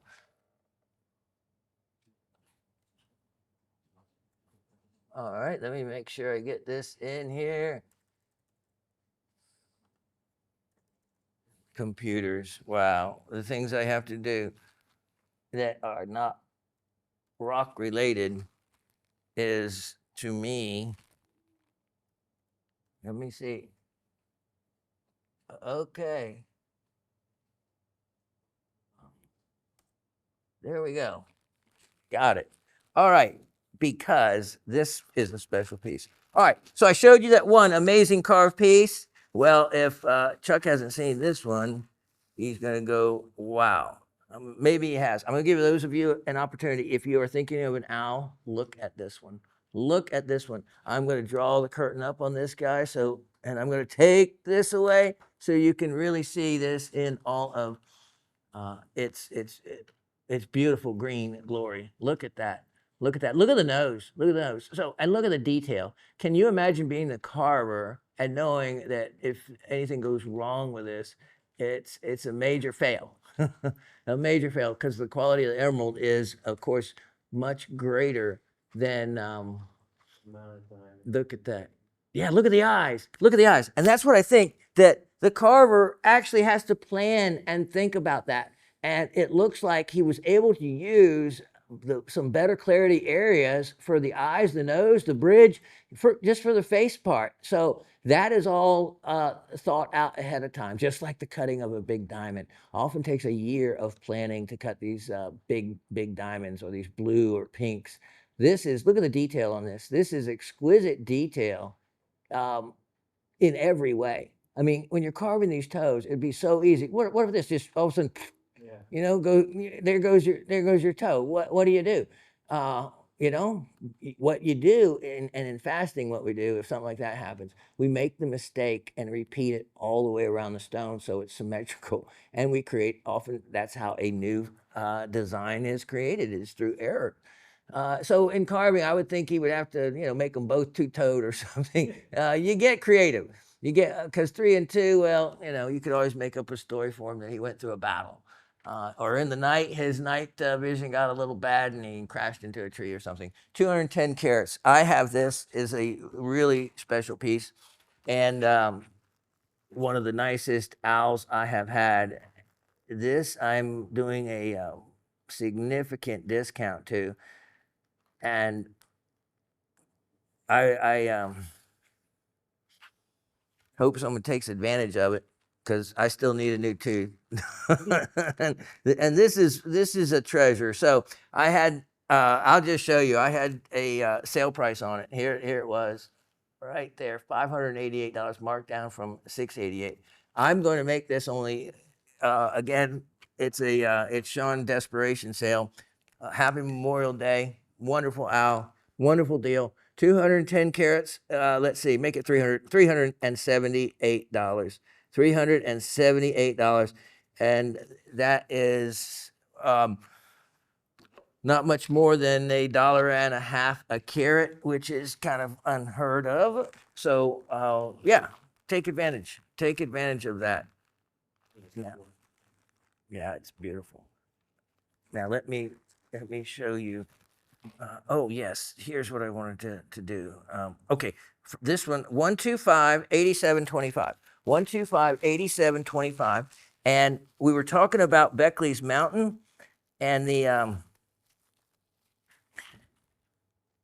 androdites that were up on the mountain. Well, here is an opportunity. Look at this. Look at these jewels, and look at how well formed and the great condition they are in. Now, here's the thing.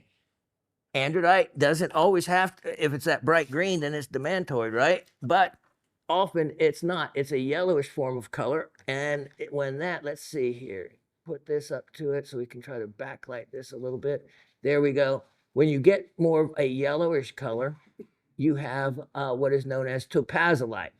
Topazolite, it's a form, there you go, see that yellowish brownish color, a type of androdite that has more iron content in it, and not a chromium content. So you end up with those colors. But look at the crystals around this, and look at the beautiful. You have diopside. Diopside is the light green color, and you have calcite, and you have Vesuvianite. Vesuvianite is also known as idocrase. So you have that. I think in some of this is calcite and Vesuvianite with this as well. And you can see the calcite is the white material. Vesuvianite, I believe, is going to be the orangish color material. The diopside is the lighter green. And this color green through here is the topazolite. Here's the lighter green is your diopside. Anyway, this is a really special piece, and I have it priced really inexpensively. So if someone wants to have a very cool specimen, like Mr. Anthony, who collects garnets now and loves them, I'm going to do this at a Anthony gotta have price. But this is open for anybody. $36. $36. Now, hold on. Let's see. I think I have a few minutes left with you. So with that, I want to feature this item. I am sale pricing this. It is item number 1257825. 1257825. Check this out. Look at this. Wow, then that looks beautiful, right? Look at that. And you can tell. Oh, wait, I must have gave you the wrong number because we know that's not a specialty. What in the world? How do you do that? You must have typed that wrong because this came off the bottom. Yeah, 1257625. Look at the color in that. There we go. Uruguayan amethyst, and boy, is this a beauty. Now, you can often tell Uruguayan amethyst just due to the quality and the color of it. You can see blues, you can see, and amethyst will have a dichroic nature to it. Yeah, different color as you turn the angle, so you really get the different reflections in this. Look at how nicely done this is. It's very well anchored on a permanent base, but that's not permanent. You can, I think that's like that water epoxy. But you could easily, I'm sure, pop it right off if you wanted to. But why would you want to? I think that's so attractively done. Here's the other thing. Yeah. So the edge, look at this. And it's little things like this is polished. So when you shop and you look at things, you have to compare and look at the little extras to see the level of quality you're getting. And sometimes it's like, oh, that looks like the same and it's at a cheaper price. I'll take that one. Well, maybe you needed to look at little extras like, does it have a polished edge? Is it, mounted on a stand? Is it a beautiful display piece that ready to go? And this has all those markings on it. And it is sale priced right now. You're not going to believe this. I'm not going to believe this. What in the world am I thinking? I don't know. $87. $87. You can see by my hand the size of that. Nice size. Excellent opportunity. Now, let me get a couple things here really quickly. I have another thing behind me I wanted. What was it? It was this. Hold on. Because I think it's the last one I have. And what was the other one? On the corner.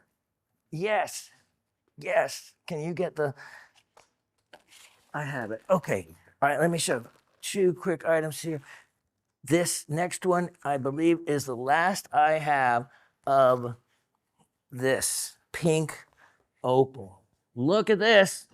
Beautiful, beautiful, beautiful pink opal, Peruvian opal. The blue material, mined out. I used to sell a lot of the blue materials, beads, but this isn't just a regular piece of pink opal. Now, by the way, this would be a great piece for you to carve something like this because it's softer, Chuck. It'll work like kind of a glass because of the silica content, and it polishes easy, and it's the hardness of opal, so like a 5.5. Look at these beautiful, they're basically crystallized opal is what it looks like. You have your opal here, but it is actually going to be a druzy quartz because technically opal is amorphous, does not crystallize. But look at these little druzy areas, and boy, you could just cut those out alone and have a druzy pink opal pendant, something like that. Think out of the box. Look at that little area. This is so all this is silica, all this is pink Peruvian opal, and it's a large size. Then look, this beautiful botryoidal formation back here, and I'm wondering if it, remember, always the chance of hyalite being present, which is, of course, opal that has a little bit of uranyl oxides that causes it to glow. Uranium content can occur in it. So now, the price on that piece is going to be, it's also fluorescent white in shortwave fluorescence. Oh, item number 1257525. Sorry about that. And this is one of the, I think one of the last pieces I have. So, and by the way, you have a 10 to 40% of palagorskite in it, which is a magnesium aluminum silicate, a hydrated magnesium aluminum silicate. So that is another mineral you probably don't have that is commonly found with this, and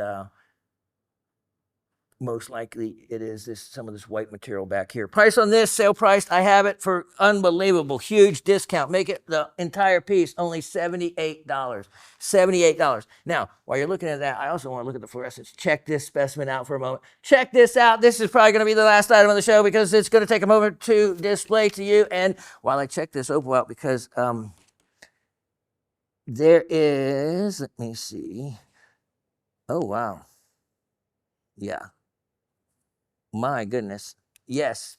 This piece of opal has a really cool fluorescence to it. And it is, I'm going to leave it for you to discover the rest. But that botryoidal area on the back is pretty cool. Pretty cool. Okay. Now, this specimen, did you, okay. Item number 1138. Hold on. I don't, 1136223. Yep. Okay. I used to always end with a zeolite, and it could be about the same situation here. Look how large this is. This is a cabinet size specimen, cabinet size quality. You have stunning clear white apopholites. Look at these crystals. And you have then the peach stilbites. Now, as we come in and look at this specimen, you're going to see some of the amazing, look at the formation of these apopholites. They are exquisite, exquisite, rectangular, the clarity of them, and they're all sitting on top of the beautiful cream stilbite.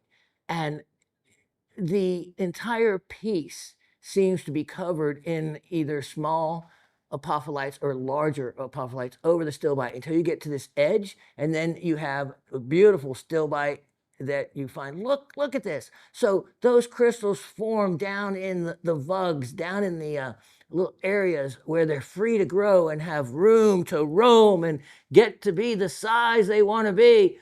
Look at that. Look at the clarity of these. This is phenomenal. This is what makes collectors go crazy. Put this in an auction, the size of this specimen, and I'm telling you, it would hit. Let's go to the corner over here. I feel like after what I've seen, people willing to pay for this kind of material, $700, $800, $900 or more. Let's look around the back. You get to see the back edge of it. Look at those. And they are all in excellent condition, no chipping. And then you have your basalt. You have a little bit of celadonite, the green material there. You have some quartz associated with this piece. Look at this. This is, it could easily be called museum quality. It really could, because I'll tell you what, after seeing some of the museums I've seen, I could upgrade many of the specimens from my collection. And this is exquisite. This is exquisite. It's large. It's impressive. And I'm going to offer this at an opportunity that you will never see for this kind of material. Never see. How about this? I'm going to make that a ridiculous only $288. $288 on that. Absolutely beautiful. Absolutely an excellent opportunity for someone. And since I had mentioned I was going to show this, I'm going to show you one more item, and then we're going to have to close out. Item number, oh yeah, price on this one? Only, yeah, I know you're going to hate it. Only $280. Is that what I said? $288? This easily $700, $800, $900. But I need the money, so take advantage of me. 124-1625. And look at this. So just a little brightness of red against that background. This is that rubellite specimen that is so easy to work with. and either create, if it doesn't sell this time, that's what I'm going to have. I'm going to have, I think, Andrew make something out of this because it is impressive as a rubellite tourmaline specimen by itself. And the price is ridiculous as well. $28. $28. You could even carve this together with the way that is. Okay, we have to go. I have to leave it there. So let me let him get a screenshot of that if he hasn't. And let me get the stuff out of the background there. I'll get fussed at with my dirty, there we go. Take a nice screenshot of that piece. Beautiful, beautiful, beautiful. For only $28. So much more I wanted to see. But I know, just one more. Okay, item 125, 8425. 125, 8425, because this goes along with, I didn't get to showcase this one last week, and it's a stunning Vivianite. Look at that. So we're talking about Vivianites, and wow, you can see the greens and blues in this piece. And then look at that. Look at that. Then the siderite you have right here, including the little nodules of siderite. And of course, this formed in where there was no air, in pockets, in these voids, in the a swamp and a bog off the Amazon River in what's known as Amazonas area. And as it's perfectly clear when it's in this no oxygen environment, as soon as that pocket is breached, look at that siderite. How cool is that? Look at those. It turns this blue-green color. It oxidizes with the air. This happens to be a very stable specimen, has a nice base to it, and can be displayed very attractively either way. And I have it as a sale priced item, and that is definitely the last item of the show, making that one, believe it or not, only $48. $48. That is a amazing opportunity and an amazing piece. All right, that's going to be it. I'll be right back, and I'm not sure if it's going to be questions or maybe another what am I? We'll have to see. See you in a moment. Yep. Latif was generous enough to allow the time for me to put together another What Am I? I have a combination we're doing this time, I think, more than any others before. But I think all of these are able, you have seen all of these. And I think that there's a good chance we might get someone get them all right. So let's go through these. All right, starting off with the first one, all I'm looking for is for you to tell me what the salmon-colored crystals are. The salmon-colored crystals. Now, I'm going to keep turning this. On this next one, look at this. Now, there is two obvious gems here. So I won't flip it around in case there's any more and confuse you. But what are the names of the bluish-green gem? And then what is the name of the lavender color mineral? Next. This, I think, was an easy one. Now, remember, a lot of these are going to be available for sale. So this is a early kind of viewing of some of these. So what is this? And if anybody can also add origin to any of these, especially like that first one, it might help with extra credit or to break a tie. Here we go. What is this one? And I'll turn it around so you get an idea of the crystal shape to it. The next one, now look at this. This one stands on its end. The end actually matters. So if for extra credit, you can tell me what those crystals are and origin and what the clear crystal is, that'd be great. The next one, that's a beauty. What am I? Let me put that right there in focus for you. And then, so that's kind of a bicolor crystal. Look at this. Now, I almost said the name just out of my natural presentation self. What is the yellow? The yellow. What is the yellow? You can see by my hand roughly, so the size of it. Here's the next one, throwing in a gem for you. Obviously, it's faceted. Let me make sure you can see it out of the reflection of the other. And there's another stone we're going to look at in a minute, but right there. So what am I? And you can see that in every angle. Now, this next one, I am going to have to preface this with a little information so that you don't say what I thought it was. And believe it or not, I'm going to show you the parcel that someone had the opportunity to be able to get all three. All three. Remember that parcel? I've offered it a couple times. I discounted it in that last time to a crazy low price. No one purchased it. Out of curiosity, I had all of a sudden one of those moments of, let me check this. And I checked it, and it is not tourmaline. And I checked it with a particular tool. Is that enough hints? Okay, Latif said that's enough hints. A particular piece of equipment told me instantly that it was not tourmaline.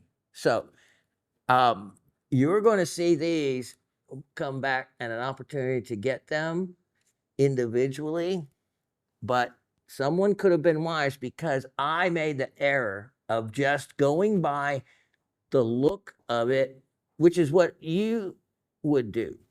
And you would probably come back with tourmaline. So I want to take that away as an answer for you.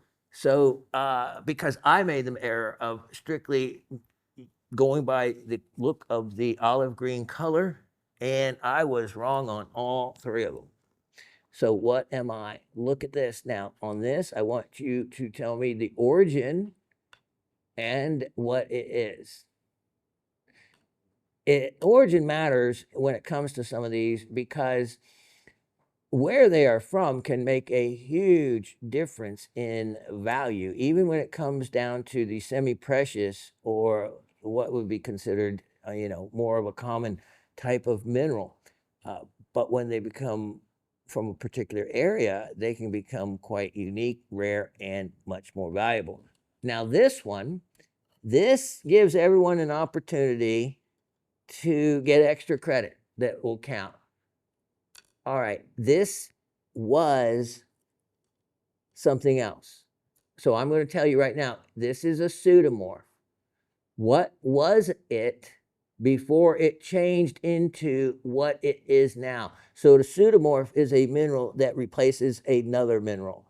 So oftentimes it takes on the shape of the other mineral, whereas if it grew in its own natural crystalline form, it would not form in the shape that it is currently in. So there you go. So what was it and what is it now? This next gem, this you can see from the surface, it's called orange peel. Kind of difficult to cut sometimes, but it is can be a very expensive gem, or it can be very inexpensive depending on the color. And in this particular color, it's inexpensive, and it is mined alongside sapphires in the particular location this is from, which I have actually been to. So that should be a little bit of a clue there for you. And then finally, this specimen, beautiful actually, in its very simple form. What am I? There we have it. I think there's 13 or so. And good luck. Good luck to everyone. I think so everyone participate. And you can opt out if you want, but join in. I made this one up so that maybe we could get someone that got them all right. But you're feel free to opt out, but still participate. And it's open to all of you. Just Shawn at gems.com. Can't get any simpler or shorter than that. Shawn, SHAWN, at gems.com. And that's all you have to do. Just send me a comment, send me an answer as to the what am I. Um, those that win the what am I uh, I have to get a more substantial prize. I did that before even the Brookites that became available from Miss Karen. And Miss Karen, I know you're still coming along on your learning curve, but participate if you want. And if not, we sure do appreciate you uh, and letting us be able to discover on our own those wonderful chickenites, wonderful clay covered specimens that you so kindly sent me that you had mined yourself. So it is truly, everyone needs to realize just what a rare find they are getting that I'm giving away as part of the trivia prize. So I appreciate that. And it's an item that I would not be able to get or supply or offer you even for money. So that's how special those Brookites in quartz are. And whoever wins them, you can also improve upon them by, like I said, picking away at them to totally clean them up and have something really, really special. So thank you again, Miss Karen. All right. So good luck to all of you. And again, if you missed my opening regarding my gratitude and thanks to all the families that have lost someone protecting our freedom and our country, like I said, there's not a word before Memorial Day. You can't put a happy there. I'm not sure what the word would be. Maybe honor Memorial Day, something like that, because that's what those families, the Gold Star families, uh, even the friends of the loved ones, not directly blood related to the families that lost. We all lose when we lose um, those brave men and women in service for our country. It's a loss for all of us, and I know, having a son in the military, and my father that was in the military, that I certainly appreciate all the sacrifices made, and not only the loss of a loved one, but the loss through. My son has moved 10 times in 14 years across the world, and often don't see him for long periods of time. And those are sacrifices made uh, by the families, even when a lost one doesn't occur. But I know those 10 months, my son every night went up. He even got a commendation for over 300 hours of flight time in the helicopter as the intelligence officer. And it was a volunteer position because of the danger. And he volunteered every single night. He said, I didn't come over here to sit in a barracks. And but he also told me that if he never got in a helicopter again the rest of his life, he would be completely fine with that. So it certainly, there was a scare and a danger factor, and shot at some of the stories I got out of him, but very humble. Didn't share much, but I tell you what, that 10 months, I grieved every day and worry. So thank you to all of those out there that have sacrificed. My heart and love and thanks from the deepest parts of my soul for those sacrifices made. Now, happy Memorial Day weekend to those of you that celebrate it for the right reasons and celebrate it with a barbecue and a good time at the lake. And just though, take a minute to remember what the day is about. And then you can get on to the happy part. So, my part is to have given you a fantastic opportunity on sale price items and some big, big discounts. Some of the particulars would be those owl carvings, and that still bite with the apophyllite. That is a zeolite opportunity where you're picking up a quarter for a nickel. Take advantage of it. With your help, maybe I can get a grill here and and take care of my health as well. So that's important for all of us. And as I head towards 65, yeah, I'm thinking about it. I have behind me, Latif was kind enough to get me some back support, and I don't feel mentally that I'm the age that I am. I have all these ideas I still want to do. I still want a rock shop. I know exactly the one I want and to create it from. But physically, yeah, boy, clock's ticking on that. I feel it. So, one thing I am appreciative of, though, is getting to be right here with you every week, and that is so much fun.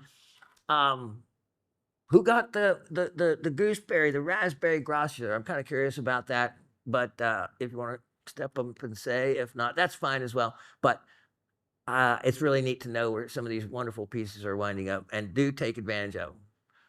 God bless all of you. Thank you so much. Take care.